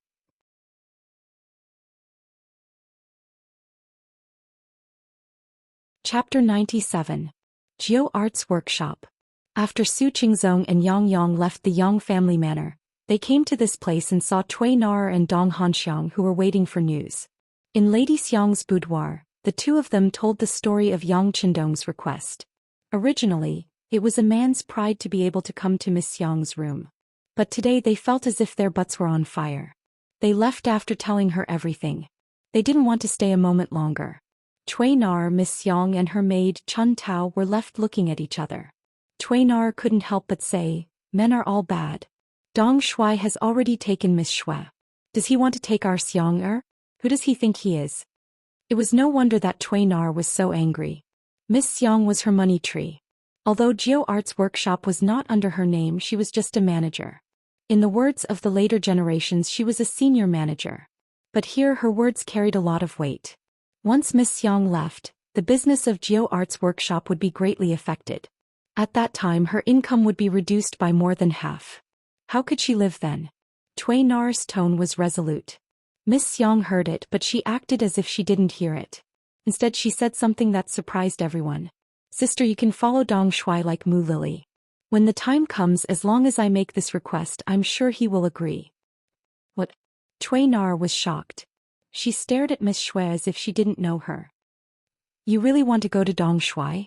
He is indeed talented, but he already has a powerful person like Miss Shui. If you go there, what status will you have? Will you be a concubine? Sister, I don't understand what you're saying. With our background, who can we be the first wife if we were to be with him? If we're lucky, we'll be pampered for a few more years. If we're unlucky, we'll be treated like a maid in the end. Even if Madame Shui is one step ahead of us, so what? She can't become a wife either. Even if she can become a concubine, it depends on Dong Shuai's mood. As she spoke, Lady Xiang shook her head with a sad expression. This was the tragedy of the hierarchy. As a concubine, she seemed to be glorious in front of others, but in reality she was just a lowly person. She was even worse than an ordinary person. With this kind of status, which good family would want them? Even if she did meet one and married him as she aged, the number of people who had a good ending could be counted on one's fingers. Cui Nar was speechless for a while after being exposed by Madame Xiang. She sat there for a long time without saying anything. Sister, just promise Xiang that you'll go to the East Marshal's place with her. Otherwise, if something like what happened in 100 Flowers Hall happened in our 9 Arts Workshop, do you think someone as daring as Dong Shuai would appear? For the sake of performing artists like us, you're willing to offend the nobles and even take a stab.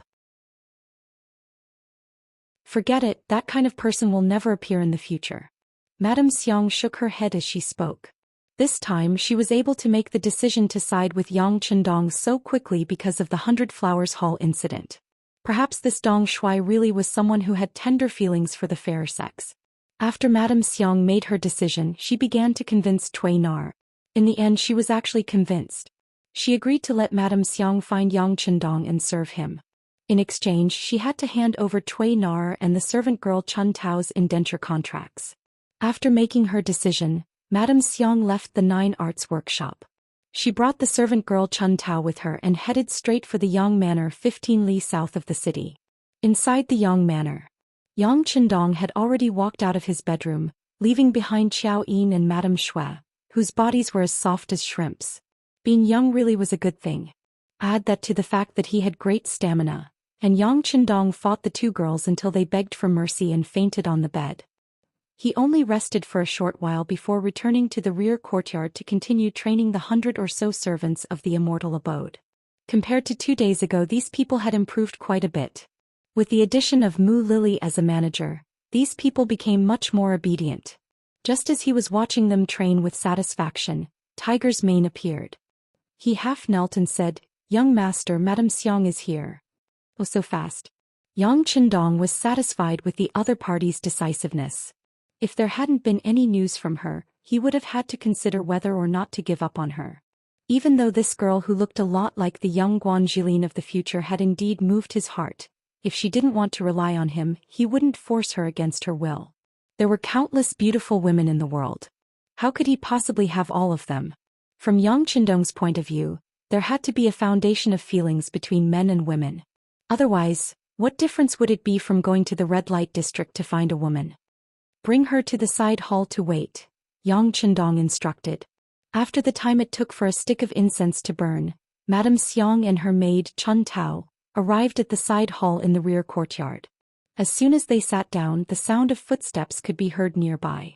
It was Yang Chendong dressed in green robes walking in. When she saw Yang Chendong's figure from afar, Madame Xiang fell to her knees with a thump. As soon as the 6th young master entered the hall, her charming voice rang out. "Dong Shuai, Xiang begs you to take me in. My older sister Tuina and my maid Chun Tao are also here. In the future, even if I have to work like a cow or a horse, I'll be satisfied with just a mouthful of rice to eat." "You don't need to work like a cow or a horse. What you need to do is to rise above others," Yang Chendong replied firmly. Then he looked at Tiger's Mane, who was standing in the hall. Do you know what to do? Also, after you take their slave contracts, find Mao Mu and tell him that you will raise their registration. Yes. Tiger's Mane cupped his fists and agreed. Then he stepped back. Madame Xiang and Chun Tao were left behind. They looked at Yang Chendong, who had just sat down in surprise. What's wrong? Why are you looking at me like that? Yang Chendong was very puzzled. He thought that there was something on his face, so he touched it with his hand but found nothing. Dong Shui, what did you just say? You said that you will raise our registration? Madame Shui looked at him in disbelief. She was afraid that she had misheard him. That's right. What's wrong? Didn't my fourth brother tell you? Alas, it's my fault. I didn't tell you clearly. Now I won't hide it from you. Madame Shui and the other two have been raised and have become good people. Yang Chendong thought about it. It seemed that he really didn't mention it to his fourth brother. He couldn't help but smile and didn't take it seriously. However, this was not a big deal in Yang Chendong's eyes. In Madame Xiang's eyes, it was completely different. If a lowly person wanted to raise their status, it was not only possible to spend a lot of money, but also needed the approval of the higher-ups. It even needed someone from the palace to do it. These conditions were far beyond their ability and they didn't dare to think about it. However, all of this seemed to be a piece of cake for Yang Chendong. He just needed to say a few words and someone would do it for him. This was the power of authority. It was far from something that ordinary people like them could imagine. After receiving Yang Chendong's affirmation, Madame Xiang immediately burst into tears of joy. Chun Tao, the maid beside her, also couldn't stop crying. Yang Chendong, on the other hand, hated seeing women cry the most. He couldn't quite accept it, so he found an excuse to get them to bring Trainer over as well, and let Yang Si and Yang Wu follow them to do their errands. Tiger's Mane was very efficient. They received the order in the morning and everything was done in the evening. They brought 3 new contracts with the official seal of the Ming dynasty. That was to say, from this moment on, Madame Xiang and the other two were free. They were no longer lowly people who were looked down upon by others. They were dignified girls from good families. The 3 of them hugged each other and cried for a long time. In the inner courtyard, Yang Chendong called Xiaoyin, Madame Shui and Madame Xiang and told them the rules of the Yang family in front of them. Regardless of one's background, contribution and hard work were all important. As long as one was willing to put in the effort, they would be richly rewarded. On the other hand, if one wanted to use their status to bully others, then they should prepare to leave the Yang family. None of the 7 girls complained about this and they all expressed that they would do their best. With the addition of Madame Shui and Madame Xiang, Yang Chendong's training program sped up, and everything proceeded smoothly. At this time, the interior of the Immortal abode was in the final stages of its renovation, and it would be ready to open for business in half a month. The goods produced in Crimson City were transported by sea to Tientsin, where they would be transported to the capital. With Wang Zhen's help, the journey to the capital was smooth and unimpeded. A large number of goods were transported to the capital's Immortal abode, and the 100 men and women who had been trained began to take up their posts. They used what they had learned to manage everything in an orderly fashion. Worth mentioning were the 2 leaders, Mu Lily and Cui Na. Their methods of management were far superior to Yang Chendong's. The 100 men were divided into 2 groups, each led by one of them. For a moment, there seemed to be competition between them, which greatly increased the efficiency of the work. They had originally thought that they would need another 7 or 8 days to sort everything out, but thanks to the efforts of the 2 former procuress sisters, they could open for business ahead of time. An auspicious date was chosen, and the opening was set for the 6th day of the 10th month. Yang Baozhong had already announced the opening of the Immortal abode on the 6th day of the 10th month, and he had also emphasized that the Immortal abode would be issuing membership cards to serve its esteemed guests. Only members would be allowed to use the private rooms on the 2nd floor, and the private rooms on the 1st floor would allow them to enjoy a higher quality of service. Moreover, on the opening day of the Immortal abode, members would be able to enjoy the festivities with the emperor and the various ministers, and they would be able to interact with the people up close. As for the specifics, they could consult the Immortal abode.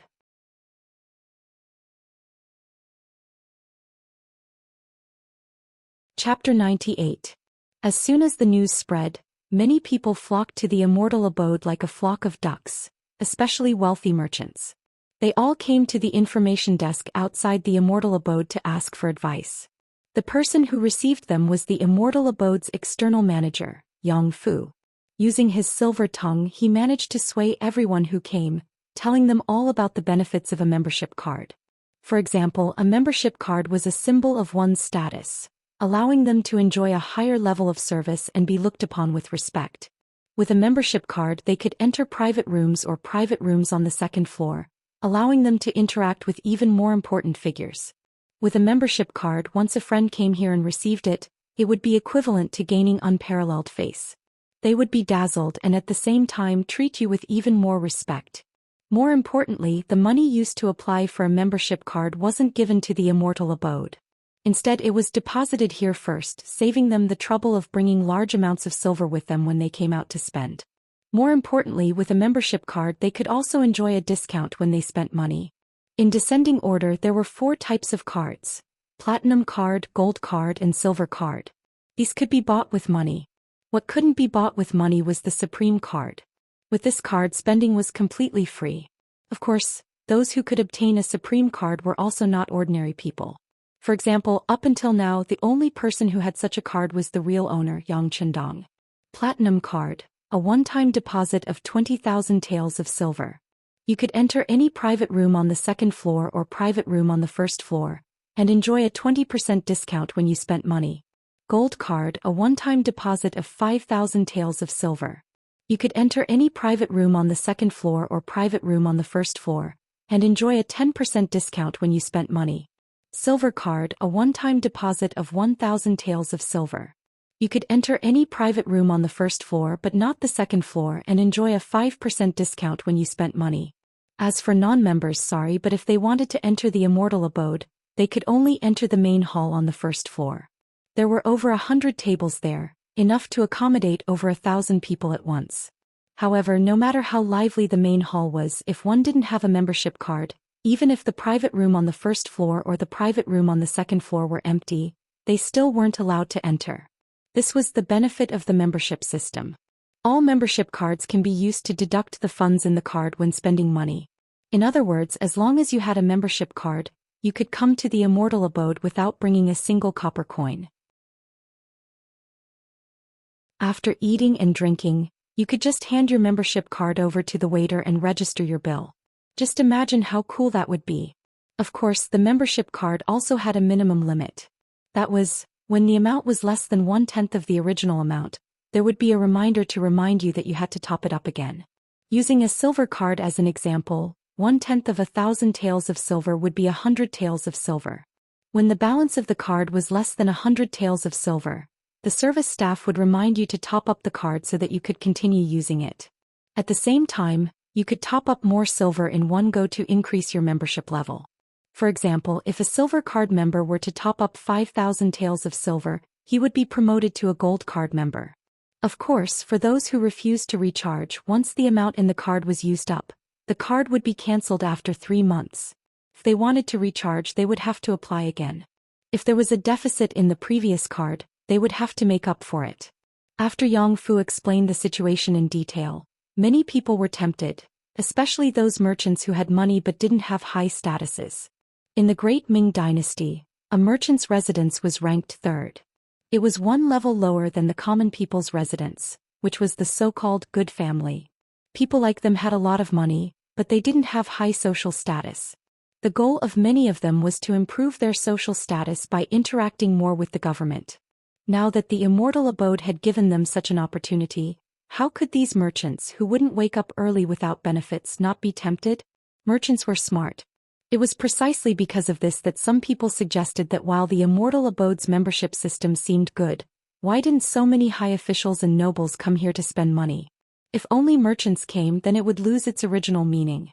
In response, Yang Fu confidently smiled and replied, "My lord has already sent gold cards to all officials of the 3rd rank and above in the capital. Although it's a membership card that doesn't have a deposit amount, they can enjoy a 20% discount. I'm sure that they will definitely come. Moreover, when the Immortal Abode opens for business, even the Emperor, Empress, and officials will appear here. With this kind of influence, how could there be any worry that no officials will come? Here there's singing and dancing, fine wine, and delicacies that can't be seen anywhere else. The environment is the best and the service is the best. How could there be no customers? When they heard that even the emperor would come here for the opening, the merchants were instantly filled with confidence. Those who paid to apply for membership cards came one after another. The Ming dynasty had just gone through the rule of literature, and the country was rich and the people were strong. Many merchants had plenty of money, so applying for a membership card wasn't a big deal. Those with money directly applied for platinum cards, while those with less money applied for gold cards. There were even some who applied for silver cards as a test. They wanted to see if the Immortal abode was as good as Yang Fu said, and then consider adding more money to apply for a better membership card. In just 7 days the first batch of members was tallied up.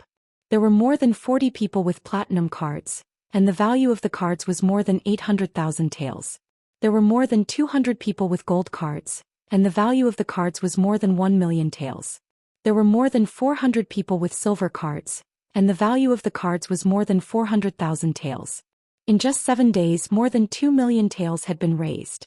When news of this money-making speed spread, the entire capital was thrown into an uproar. It had to be known that the Ming dynasty had a very low tax rate, which was lower than the current 10% tax rate. In addition, the Ming dynasty's taxes didn't count as business taxes. In theory, business taxes went to the emperor's private funds, but because there was no strict policy, the emperor could only rely on eunuchs to collect them. As a result, it was very unstable. For example, the Wanli emperor's private funds were even richer than the national treasury. The Chongzhen emperor was as poor as a dog. As a result, the entire Ming dynasty's annual tax revenue was only 4 to 5 million taels. But before the Immortal abode had even opened for business, it had already collected nearly half of that. How could anyone not be shocked? In the imperial palace, Wang Zhen was grinning from ear to ear after receiving the report from the Eastern Depot. He had originally been worried that the Immortal abode wouldn't be able to bring him enough profit, but now, it seemed that he didn't need to worry at all. Wang Zhen immediately ordered the Eastern Depot and the embroidered uniform guard not to disturb the Immortal abode in the future. On the contrary, they were to increase the patrols in the area, and if anyone was found to be causing trouble, they were to be immediately arrested. As a result, the Immortal abode's business rose to another level. No one dared to mess around here and no one dared to eat for free. With such a good environment, it would only attract more and more people. After several days of preparation, the day of the opening finally arrived. It was currently autumn in the capital, and the weather was cool and refreshing, neither hot nor cold. On the morning of the 6th day of the 10th lunar month, the area where Xingyang Gate and Great Ming Gate intersected was bustling with activity. The current emperor Zhou Xian had already been informed of this matter. Thus, after the morning court session, the emperor, who had always wanted to have fun, led a group of civil and military officials from the imperial city to the outer city, their target the Immortal abode. Unlike the emperor's usual excursions, Zhou Xian had brought Empress Xianxia with him. This was something that Yang Qindong had specially invited. In his own words, this was called the emperor's family enjoying the pleasures of the common people. Wang Zhen was naturally in full agreement with this. With the binding of benefits, the greater the Immortal abode's reputation, the more benefits he would receive in the future. In the Empress Palace, Xianxia was rather excited. This was one of the rare occasions where she would accompany the emperor on an excursion. For this reason she, who had never been good at dressing up, rummaged through her chests and drawers to find quite a few gold and silver ornaments. She had the palace maids help her try them on one by one, and in the end she chose a dignified outfit. She wore a jade crown with dragon and phoenix pearls, a red robe with large sleeves, a red veil, a red silk skirt and a red bead. Her hair was tied into a bun with dragon and phoenix ornaments, and the robe was embroidered with golden dragon and phoenix patterns. Such a dignified outfit was almost comparable to the one worn by the empress. Only then did Xianxia walk out of the imperial palace satisfied. She boarded the dragon carriage and went with Zhou Xian to the Immortal abode. When the emperor went on an excursion, his safety naturally had to be taken into consideration. Along the way, the embroidered uniform guards and foreigners from the Eastern Palace had long since filled the streets. Several thousand people had been mobilized, and their silhouettes filled the streets outside the Immortal abode. Yang Chendong, who had already arrived at the Immortal abode, didn't raise any objections. Although the appearance of the foreigners had prevented many commoners from approaching the Immortal abode, this wasn't a place for commoners to spend their time. Besides, even though it was said to be enjoying the festivities with the commoners, there were too many commoners here, so there was no way to take care of their safety. If something were to happen, the reputation of the Immortal abode would be completely ruined. Since the commoners couldn't get close, the area in front of the Immortal abode was much more spacious. A red carpet over 100 meters long had already been laid out here. It was extremely eye-catching from a distance. This was the arrangement Yang Chendong had made to welcome the emperor. As they walked the red carpet all the way to the Immortal abode, they basked in the attention of tens of thousands of people. The spectators had been changed from officials to commoners. By the time the emperor's dragon carriage arrived at the end of the red carpet, Yang Chendong was already waiting there in his green robes. In the entire court, it seemed that Yang Chendong was the only one who didn't wear his official robes and only wore his green robes. Everyone else was afraid that others wouldn't know his identity. Only this young master didn't care about what others thought of him. He continued to act according to his own wishes. This subject kneels to welcome your majesty, your majesty, your majesty. May your majesty live for 10,000 years. Please descend from the carriage and walk, Yang Chendong said in a booming voice as he knelt on the red carpet.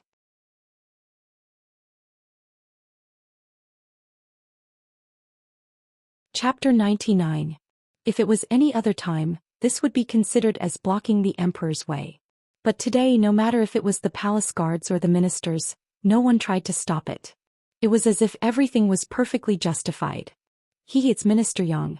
Since that's the case, Empress, let's get off the carriage together and see what tricks he's up to. Zhou Xian seemed to be in a good mood. As he laughed, he helped Empress Qian onto the dragon carriage and walked onto the red carpet.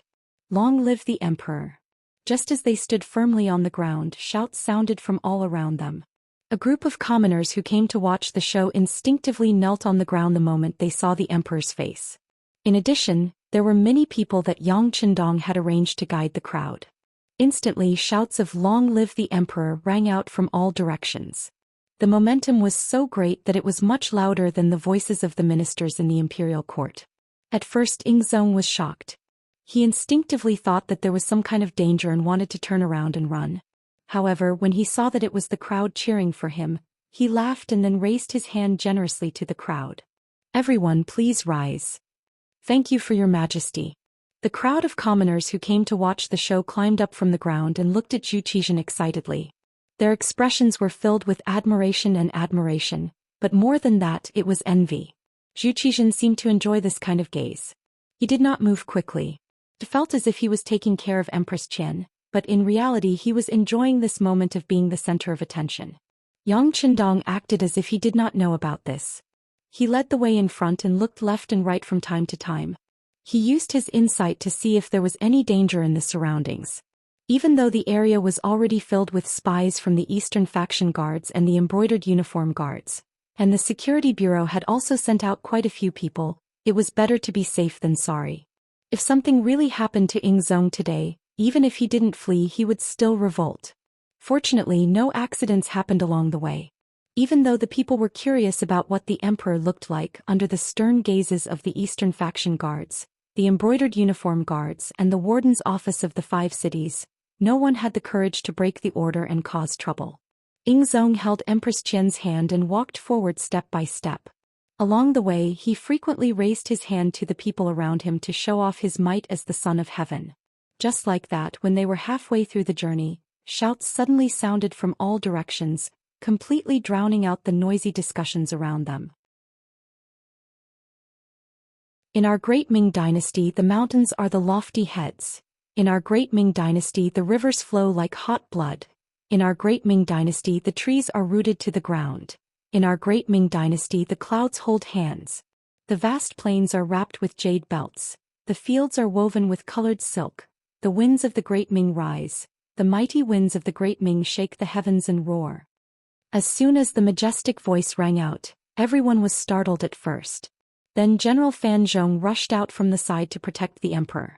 Even Empress Qian turned pale at this moment. On the other hand, Zhou Xian was surprised at first, but when he understood what everyone was singing, he suddenly burst into laughter. Good. What a mighty and majestic voice. What a good song. Beloved official Yang, is this the new song the people were talking about? Yang Qindong sighed in admiration. As expected of the emperor. His reactions were quick and his composure was extraordinary. He strode over and said, Your Majesty, this is the new song this subject composed. It's called, Our Great Ming Dynasty.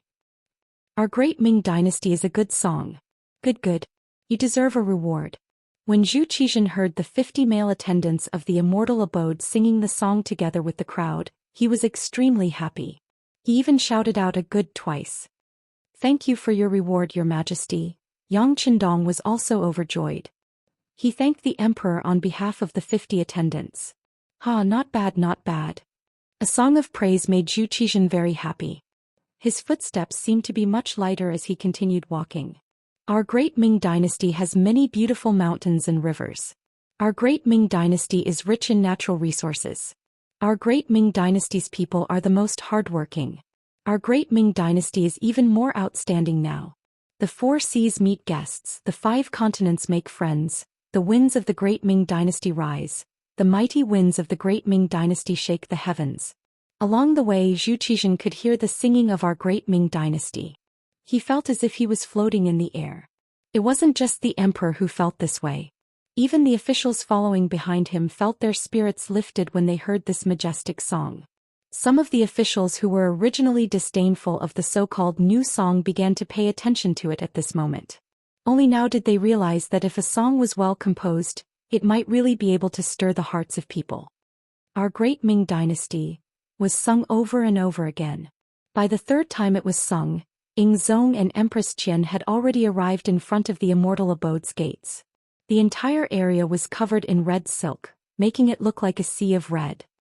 Your Majesty, this subject will be so bold as to invite the 2 of you to cut the ribbon. In addition, I would like to invite Lord Hu Mang to come forward as well. Yang Qindong knelt on the ground again and begged loudly. Cut the ribbon? What's the meaning behind that? Zhong asked curiously. Your Majesty, cutting the ribbon means cutting the ribbon. It's an auspicious omen for the opening of a new store, Yang Qindong replied with a smile. Interesting. Beloved official Yang, please make the arrangements. Zhong also wanted to see what cutting the ribbon was, so he immediately agreed. Since the emperor had already agreed, the empress naturally nodded with a smile as well. Empress Qian was also a beauty of her generation and she was also of noble character. Since the 2 of them had agreed, the Minister of Rites Hu Mang naturally couldn't refuse either. Dressed in the robes of a standard second-rank official, he strode over to the ribbon-cutting stage in front of the Immortal abode.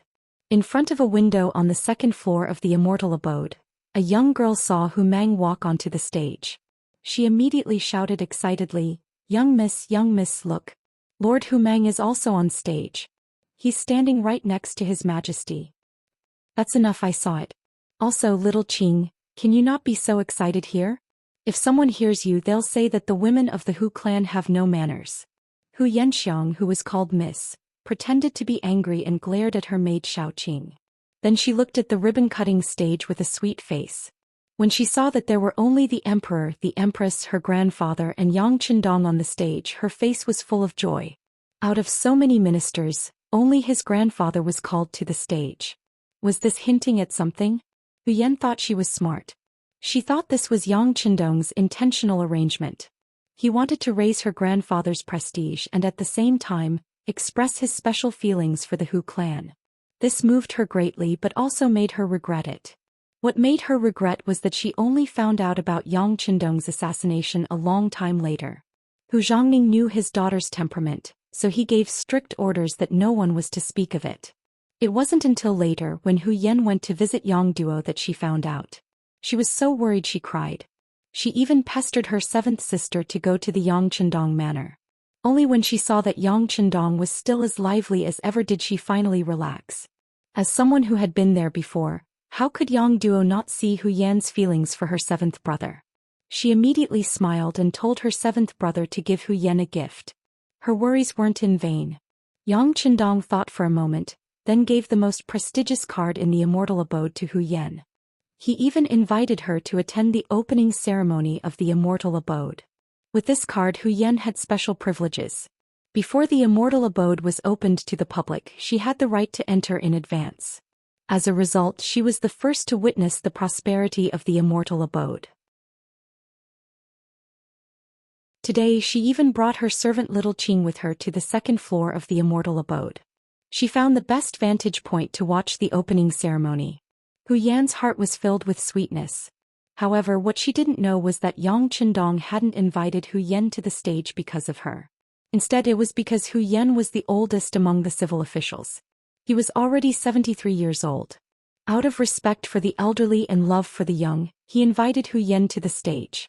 In truth, Yang Qindong had also wanted to invite Duke Ing Zhangfu to the stage. He was already 73 years old, but after considering that he didn't get along with Wang Zhen and the others, he didn't want to cause any more trouble.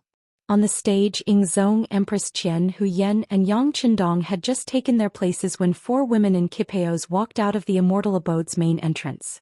They were young duo Qiao Yin, Lady Shui and Lady Xiang. The 4 of them were all extremely beautiful. Coupled with their exquisite cheongsams, they attracted everyone's attention as soon as they appeared. The 4 women looked like celestial fairies. Each of them carried a copper tray with a pair of scissors on it. These were the props used for the ribbon-cutting ceremony. Wow! They're so beautiful. What are they wearing? How can their figures be so perfect? That's right. If my concubines wore these clothes, wouldn't they be just as beautiful? Faced with this kind of discussion, someone in the crowd quickly responded. These clothes are called kipeos. They're already on sale at the Sky Beyond Trading Company next to the Immortal Abode. Even if you have finished products, you can also customize them. Is that so? Our great Ming dynasty also has something like this for sale? That's great. I'll go take a look at the Sky Beyond Trading Company when I get back. After receiving this response, some of the men in the crowd became even more excited. They were already imagining what their wives would look like if they put on these beautiful kipeos. These kinds of discussions and responses could be seen everywhere in the crowd. The people from the security bureau had all become salesmen, working hard for the Sky Beyond Trading Company's future prosperity. At this time, everyone's attention had already shifted from the Emperor and Empress to Qiao Yin and the other 3 women. The appearance of the 4 women not only attracted the gazes of the spectators, even Ing Zong and Empress Qian, who were standing on the ceremonial stage, looked at the 4 women with great interest. However, their eyes were filled with a kind of admiration.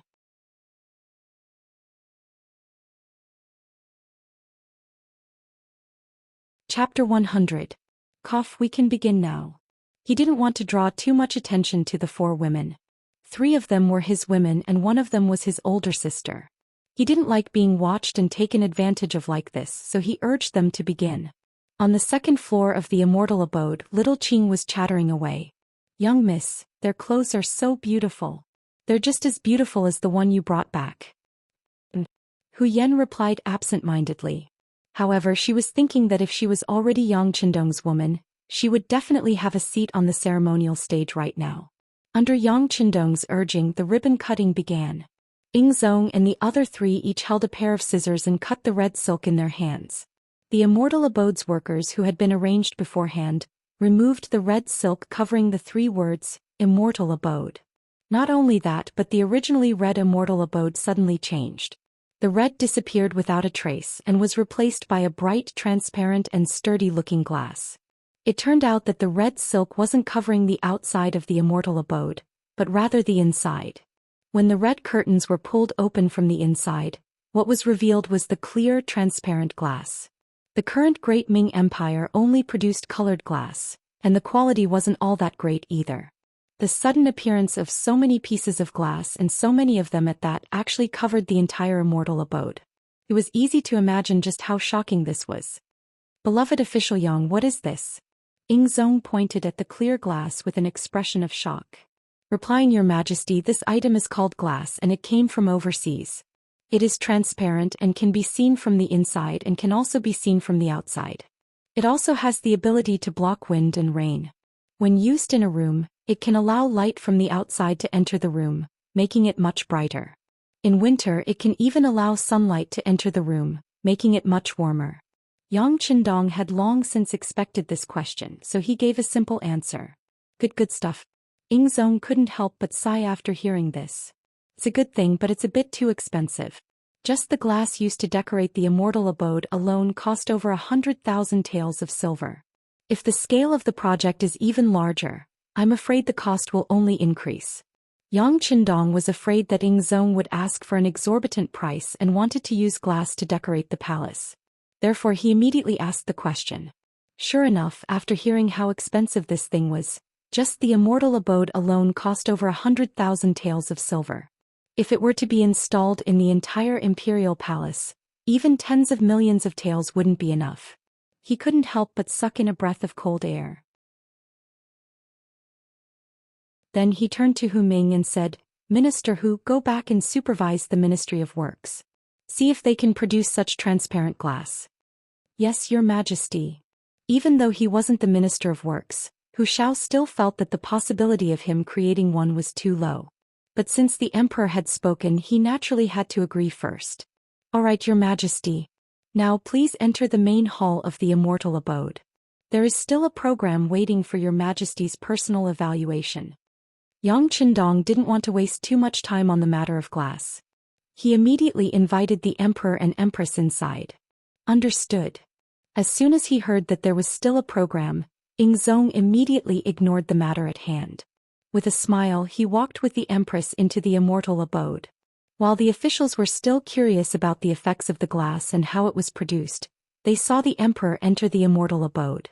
One by one they followed him in. As soon as they entered the main hall, they were greeted by the sight of a glass tower that made them gasp in surprise. Calling it a glass tower wasn't correct. It was more like a champagne tower. There were 5 floors in total, divided into a triangular shape. There were 35 transparent champagne glasses arranged on each floor. At the very top there was only one glass. The further down one went, the more glasses there were. Beloved Minister Yang, what is this? Ingzong pointed at the transparent and exquisite glass tower with a curious expression. He'd originally thought that as the Emperor he was already used to seeing all sorts of strange things in the world.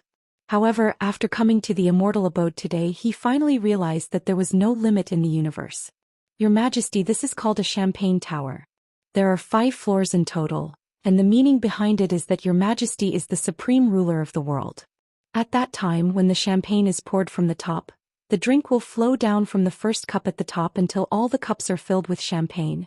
Yang Qindong explained in detail, causing Ingzong's eyes to brighten up.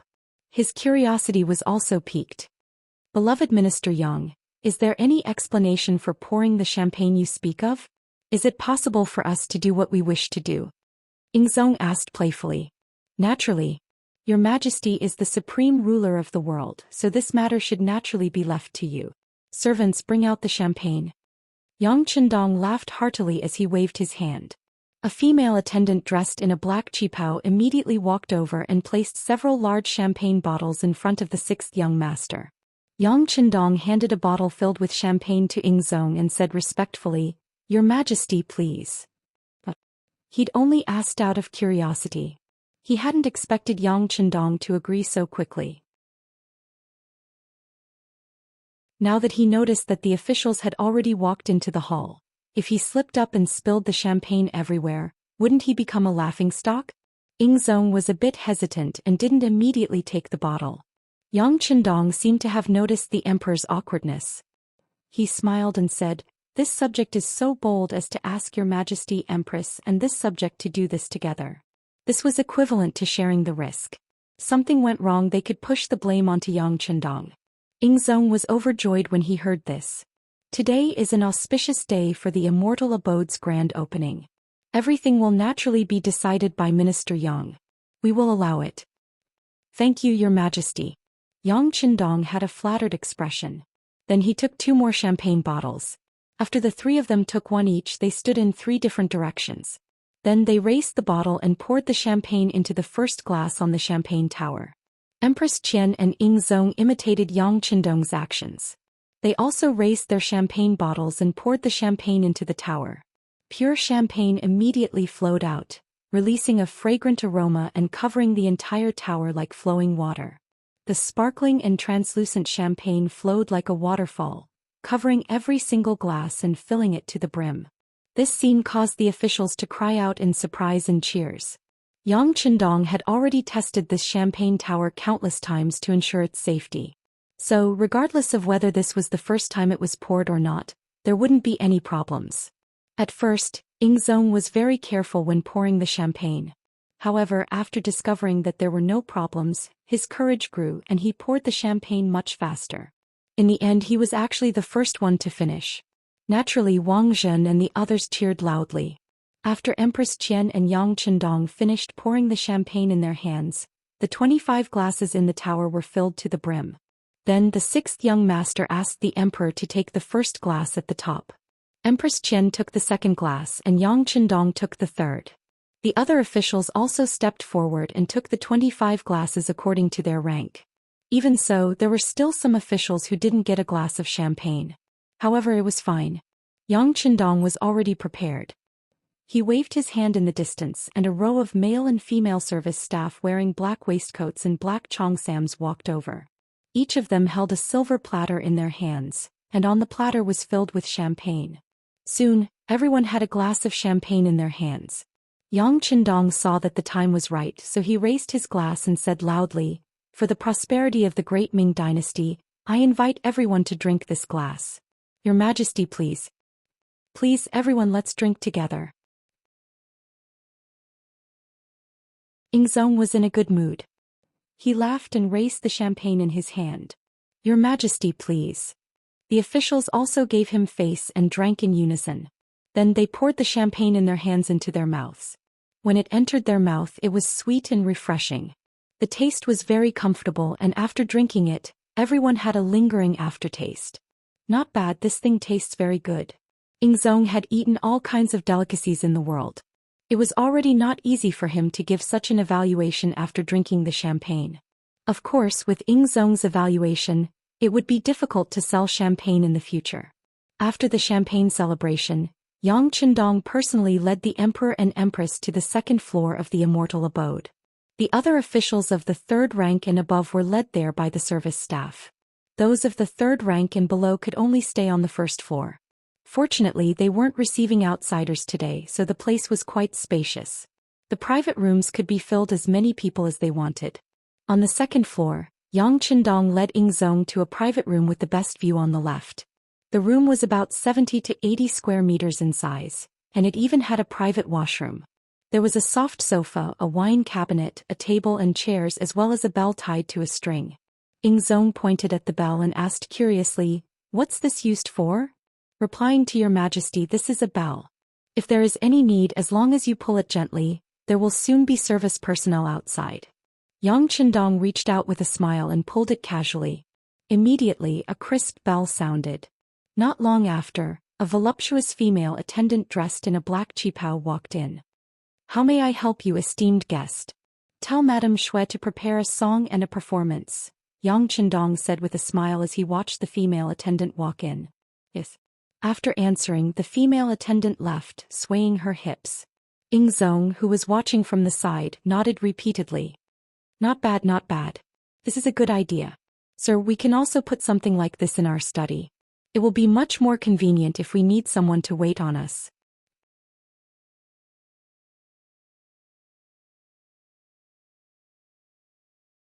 Chapter 101. This servant obeys. Wang Zhen, who was serving at the side, hurriedly replied. On the other side, in the best private room on the right side of the second floor, Yang Qindong's eldest sister, Yang Fei, was accompanying Emperor Qian on the soft sofa and chatting. Yang Fei's health was not very good recently. Yang Qindong had been in the capital for a period of time, but he had not had the time to visit her. It was only when she had recovered recently that he could leave. Then he would arrange such a mission to accompany Emperor Qian. As the eldest daughter of Yang Rong, Yang Fei was already 40 years old. However, because she had taken good care of herself and had inherited her mother's good looks, she looked graceful and luxurious. Sitting together with Emperor Qian, they could chat together. Similar to the men's private room, there was a separate bathroom and soft sofa. But what was missing was the wine cabinet, and what was replaced was an indoor swing. In this place there was no wind or rain and no one would notice, so they could swing as they pleased. It made people feel relaxed and happy. In addition, there was an extra chess table which could be placed on several types of chess for people to use. If the guest needed it, they just had to pull the bell and the service staff would send the required chess into the private room. For example, there was checkers. It was a type of chess that could be played by 2 to 6 people at the same time. The chessboard was hexagonal, and the chess pieces were divided into 6 colors. Each color had 10 or 15 chess pieces, and each player occupied a corner and had a chess piece of one color. Checkers was a board game that was widely spread and suitable for all ages. Not only could Gamoku strengthen one's thinking ability and raise one's intelligence, but it was also rich in philosophy and helped to cultivate one's mind. Moreover, the game was simple. As long as the 5 pieces were connected together, the horizontal and vertical lines could be counted. Modern poker and mahjong. These quickly became one of the favorite programs of the VIPs. At the same time, in order to take care of women, there were many drinks that women could eat on the menu. Men mainly drank tea and wine. Tea drinks, including single tea leaves and tea drinks prepared based on them. For example, ancient tea, bubble black tea, milk tea, fruit tea, etc. For example, Tiguanyin, Dahongpo, Longan red date tea, pearl milk tea, etc. Compared to that time, there were now beer and red wine. Beer was mainly made from sprouted barley or wheat, also known as malt. Red wine was mainly made from grapes, salt, and sugar. Far away in Crimson City there was already a winery. Currently, it had been successfully developed and was in the midst of mass production. When they opened for business, the first batch of wine arrived. Although the quantity was still not a lot, the price was high, so it was barely enough. When the production was expanded in the future, the problem of quantity would naturally not be a problem. Presumably, at that price most people would only be able to taste it. Not many people would be willing to spend so much money to reach a certain level. There were even more types of women in this aspect, and they were mainly divided into 4 categories. Layered drinks. 30 g of seedless melon pulp, 20 g of pineapple jam, 10 g of milk. He squeezed the watermelon juice and poured it into a cup. Add a little water to the pineapple jam and squeeze the juice. Take a clean glass and fill it with ice cubes. When all the ingredients are ready, pour all the ice cubes out of the glass and pour the milk into the glass slowly. It's best not to pour it on the glass wall. Then use a spoon to slowly pour the watermelon juice into the glass, and finally the pineapple juice into the glass. This way the layered drinks were completed. The most important thing was that the density was controlled well. Carbonated drinks, or soft drinks as they were commonly known. For example, cola, Sprite, soda water, etc. They were named Coca-Cola, Gianlibo, etc. Fruit and vegetable juices. Based on their characteristics, they could be divided into concentrated fruit juices, syrup juice, freshly squeezed fruit juices, diluted fruit juices, etc. They were named apple juice, orange juice, peach juice, etc. Milk drinks were drinks that contained a certain amount of fat and were made from it. For example, milk, soy milk, milkshakes, etc. They were named fresh milk, raw milk, sweet milk, walnut milk, and so on. There were already so many variations on the drinks, let alone the food. With the help of MSG, cooking wine, meat powder, and other condiments, the Immortal Abode's food was even better than the palace's. Of course, from time to time, Yang Qindong would also send some MSG over. After all, if one's life was better than the emperor's, then it would be dangerous. Sai, my 6th brother, has always liked to mess around since he was young. Look at all the things he's made. As his big sister, I don't even know what to say. Yang Fei smiled helplessly as she looked at the menu of food and drinks. But if one looked closely, they would be able to see the pride and gratification in her eyes. Of course, as his big sister, she had also thought about Yang Qindong's changes. When he was young, her 6th brother was the most honest of people, the type who only knew how to study every day. But after he grew up, he changed so much that she couldn't recognize him. Fortunately, one was married in the capital, while the other was living in the Yang clan's old residence in Jianing Prefecture. After not seeing each other for so many years, it was normal for people to change. Even though Yang Fei spoke of helplessness, her face was filled with pride. When Empress Qian saw this, she smiled and said, "Yang Shima is a man of good fortune." As soon as he arrived in the capital, he brought the great Ming's auspicious potato. Now he's created this immortal abode. He truly is a man of ability. Even His Majesty praises him from time to time. That's because of His Majesty and Empress Qian's good fortune. How could it be the work of a little brat like him? Yang Fei naturally didn't dare take credit for her sixth brother. The current world was under the rule of the Zhou clan. It was only right for them to be respected. By the way, Madame Wang Yang Fei is married to Wang Meng. Is Yang Shima married yet? Empress Qian asked casually. Perhaps this was a common problem for women. When they gathered together they would always gossip about others. I really didn't ask him. But I don't think so. Otherwise he wouldn't have kept such an important matter from me, his big sister, Yang Fei said with a smile. Her little brother had grown up and was about to start a family. He was no longer the snot-nosed brat of the past. Not far from the Empress' private room, Yang Duo and Hu Yen had also reserved a room. The two of them had already lost count of how many times they'd rung the bell. There were many empty cups in front of them, and they looked like they wanted to try all of the drinks in the Immortal abode today. I can't anymore, big sister Duo, I can't drink anymore. Hu Yen rubbed her round belly as she sat on the sofa and weakly shook her head. Her eyes were big but her belly was small. She'd originally thought that she had some strength, but when she really started drinking she realized that these things were really bloating. Even though there was a bathroom in the private room, she still ended up drinking until she was full. No matter how good the drinks were, she could only sigh. I can't either. Yang Duo also shook her head and sat down on the sofa. Then her body half collapsed. These things are too delicious. I don't want to give up on any of them, but I can't finish any of them. I can't continue to waste them like this.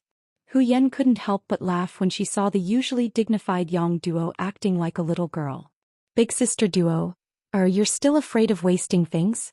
With such a capable little brother, you don't have to worry at all. That's enough. Are you praising me? Or are you scolding me? I'm basking in your glory today. If you didn't have a supreme card we wouldn't be wasting things like this. Alright. Even I, as your big sister, only have a gold card with 5,000 taels of silver in it. How did you get a supreme card that doesn't cost you anything? Yang Duo retorted. At the same time she stared at Hu Yen, waiting to see how she would respond. I have big sister Duo air, what are you talking about? Hu Yan's face instantly turned red after being hit on her soft spot. Right at this moment the sound of music came from the stage on the first floor. Hu Yen used this as an excuse to lean against the transparent window and look down. She could see everything on the stage clearly, so she said, Big sister Duo air, the performance is about to start. Let's watch it together. This little girl. Seeing that Hu Yen didn't answer her question, Yang Duo let her off for now. She sat on the indoor swing and watched the performance on the stage. The stage on the first floor was about 400 square meters. It was much bigger than the one in 9 Arts Workshop and 100 Flowers Hall. At this moment, a group of girls in gorgeous dresses walked up the stage. They were all sisters invited by Lady Shui and Lady Xiang to help out. They all had a foundation in dancing. Of course, they also became talents in Yang Qindong's eyes. It wouldn't be long before they became part of the Yang manor. The girls surrounded Lady Shui, who was wearing a festive red cheongsam, as she walked up the stage. She looked like a red flower set off by the green grass. She was so beautiful at this moment. Wow. She's so beautiful. After seeing Lady Shui's new outfit, the people upstairs and downstairs couldn't help exclaiming. Even in the private room where the emperor was, Zhu Xian kept nodding. He asked Wang Zhen, Sir, is it because of this woman that Xixing wants to kill Yang Shima? Yes. Hearing this, Wang Zhen felt cold sweat trickling down his forehead. After that incident, Yang Qindong said that he wouldn't pursue the matter. Wang Zhen locked Xixing up for a while and then let him out.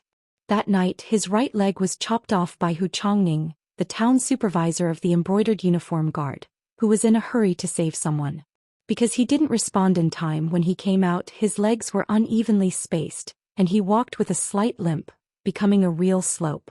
This made Xining very unhappy. He once told others that if he had the chance he would teach Yang Qindong a lesson and make him like this to vent his anger.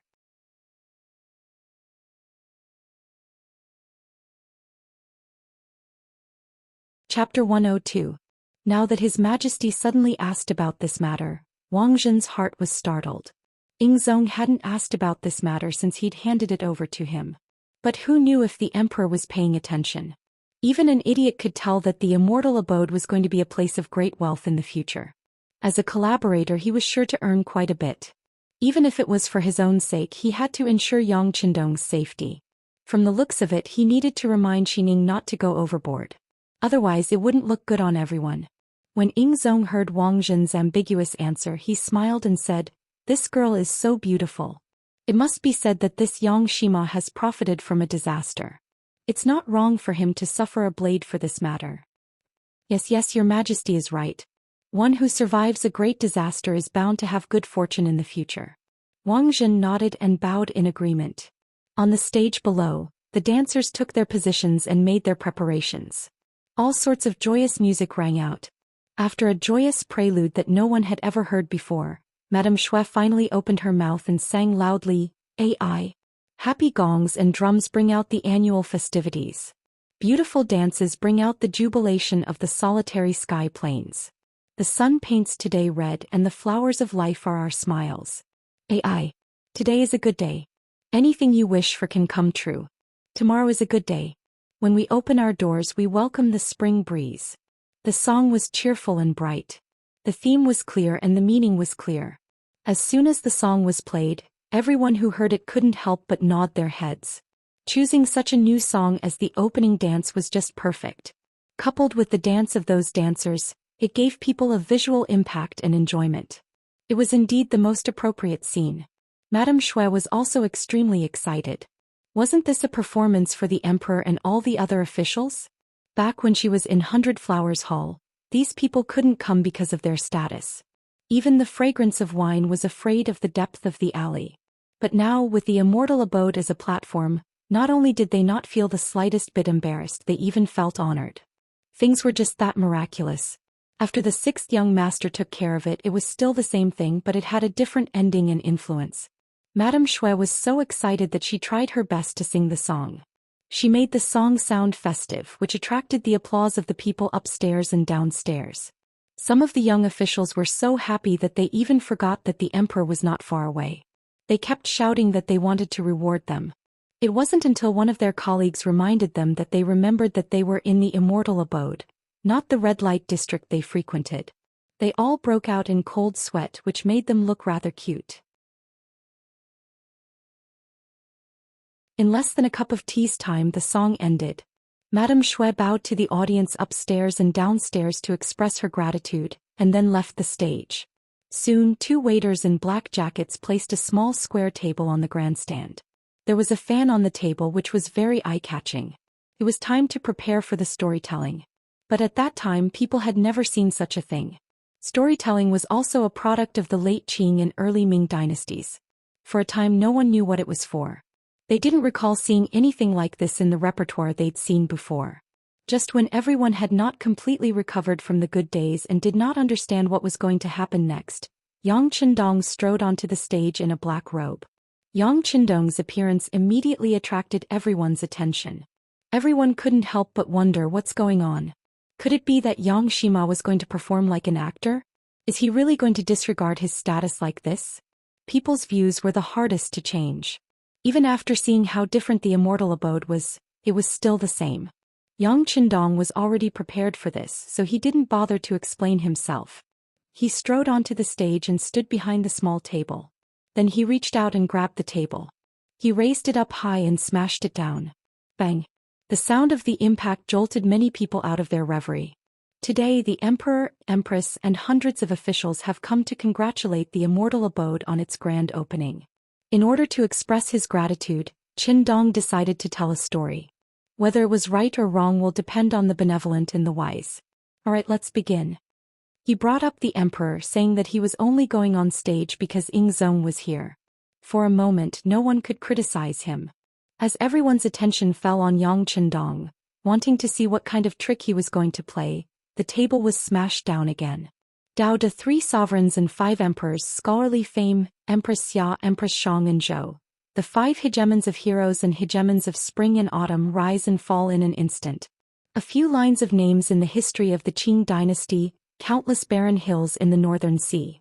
The fields of the predecessors, the lands of the descendants, are said to be a fierce struggle between dragons and tigers. There was a pause as soon as the word battle was spoken. Yang Fu, who had long since prepared himself, led a group of attendants to applaud and cheer loudly. Good. With someone leading the way, a few of the officials were also shocked by the opening poem. They all began to cheer in unison. Yang Chendong began to speak amidst the cheers. Starting today we will talk about the three kingdoms. The first chapter is called, The Great River Flows East. What era was the three kingdoms? It was an era of turmoil and suffering, but it was also an era of heroes. We know that ever since Qin Shi Huang annexed the world, a unified country was established in this place. The Qin and Han dynasties were both unified countries. At the end of the Eastern Han dynasty, before the unification of the Western Jin dynasty, there was a special period. This is what we usually call the Three Kingdoms. Cao Cao once wrote a poem about this era. White bones are exposed in the wild and there are no chickens for 1,000 miles. But at the same time it was also an era of heroes. Only when the sea was turbulent can the true colors of heroes be revealed. In such an era, many people sacrificed their intelligence for the reunification of the country. For example, the ambitious and bold Cao Cao, the dedicated Zhuge Liang, the elegant and carefree Zhou Yu, the tenacious Liu Bei. As soon as Yang Chendong spoke, the people who did not understand what he was going to do immediately quieted down. They could tell that this was the story that the sixth young master was going to tell. Moreover, he was going to tell it in a way that they had never seen before. But it had to be said that this kind of format was very attractive. In less than a quarter of an hour, Yang Chendong began to immerse himself in the history of the three kingdoms. The entire immortal abode quieted down. Everyone's thoughts seemed to be driven by his mouth. Even some of the women who did not like history listened attentively. On the second floor, in the private room where Hu Yan was, the maid Xiaoqing could not help saying as she looked at the young lady who was staring at Yang Chendong through the glass. Dong Shuai is so impressive. He speaks so well. Even I can understand a lot of things. Don't say anything. Hu Yan suddenly turned around and gestured for Xiaoqing to keep quiet, giving her a fright. After turning around, Hu Yan turned around and stared out the glass again. Her face was filled with admiration, longing, and even pride. This was the man she liked. He would always be the best and most outstanding. In the immortal abode, Hu Yan wasn't the only one. There were also a few of the family members of the officials who had been invited, especially the unmarried girls. They were all staring at Yang Chendong with wide eyes. It had to be said that having a private room and glass was a good thing. They didn't have to worry about others seeing them. Their gazes could become unbridled. To hell with the gentlemanly behavior of a gentleman. Of the many girls present, it was inevitable that some of them would fall in love. Some of them had already decided that when they returned, they would beg their parents to send someone to the Yang clan to propose marriage. There were many times when women were just like men. When they took the initiative, it was quite frightening. Following Yang Chendong's analysis of the history and characters of the three kingdoms from shallow to deep, everyone watched with relish. Even Zhu Xian of the Ying sect was completely captivated. As the emperor of a country, familiarizing oneself with history was a compulsory course. The ancestors had long ago passed down a message that history could be used as a mirror to determine the rise and fall of a country. However, what he had learned was the rigid teachings of those teachers. What he had learned was dry and dull. How could he possibly compare to Yang Chendong's? His explanations were so interesting and easy to understand.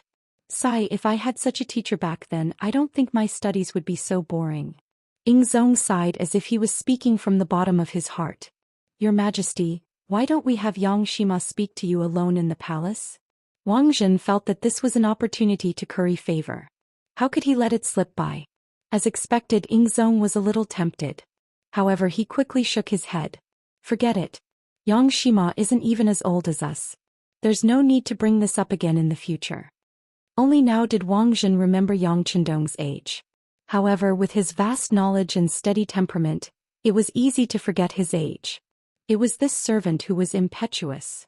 Thinking that if Yang Chendong really became the emperor's teacher, the emperor's incompetence would be even more obvious. Thus Wang Zhen quickly nipped this idea in the back of his head. On the stage, the first chapter, The Great River Flows to the East, was finally finished. Yang Chendong bowed and stepped down from the stage with a sentence. If you want to know what will happen later, Please listen to the next chapter. Good. One more chapter. An addicted official saw that Yang Qindong was about to leave the stage and hurriedly shouted. One more chapter, one more chapter. For a moment, there were many people who wanted to follow the trend and continue listening. Regarding this, Yang Qindong stopped in his tracks. He smiled and cupped his fists towards the crowd. As I said earlier, it's because the emperor is here that I came out to embarrass myself. If everyone still wants to continue listening from tomorrow onwards, there will be other people who will continue telling the story of the three kingdoms. At that time, everyone can come and support me. Qindong thanks you here. You're tuning in to the Zhou Xian's Legacy YouTube channel. Don't forget to subscribe and join us on this journey to catch the most captivating stories.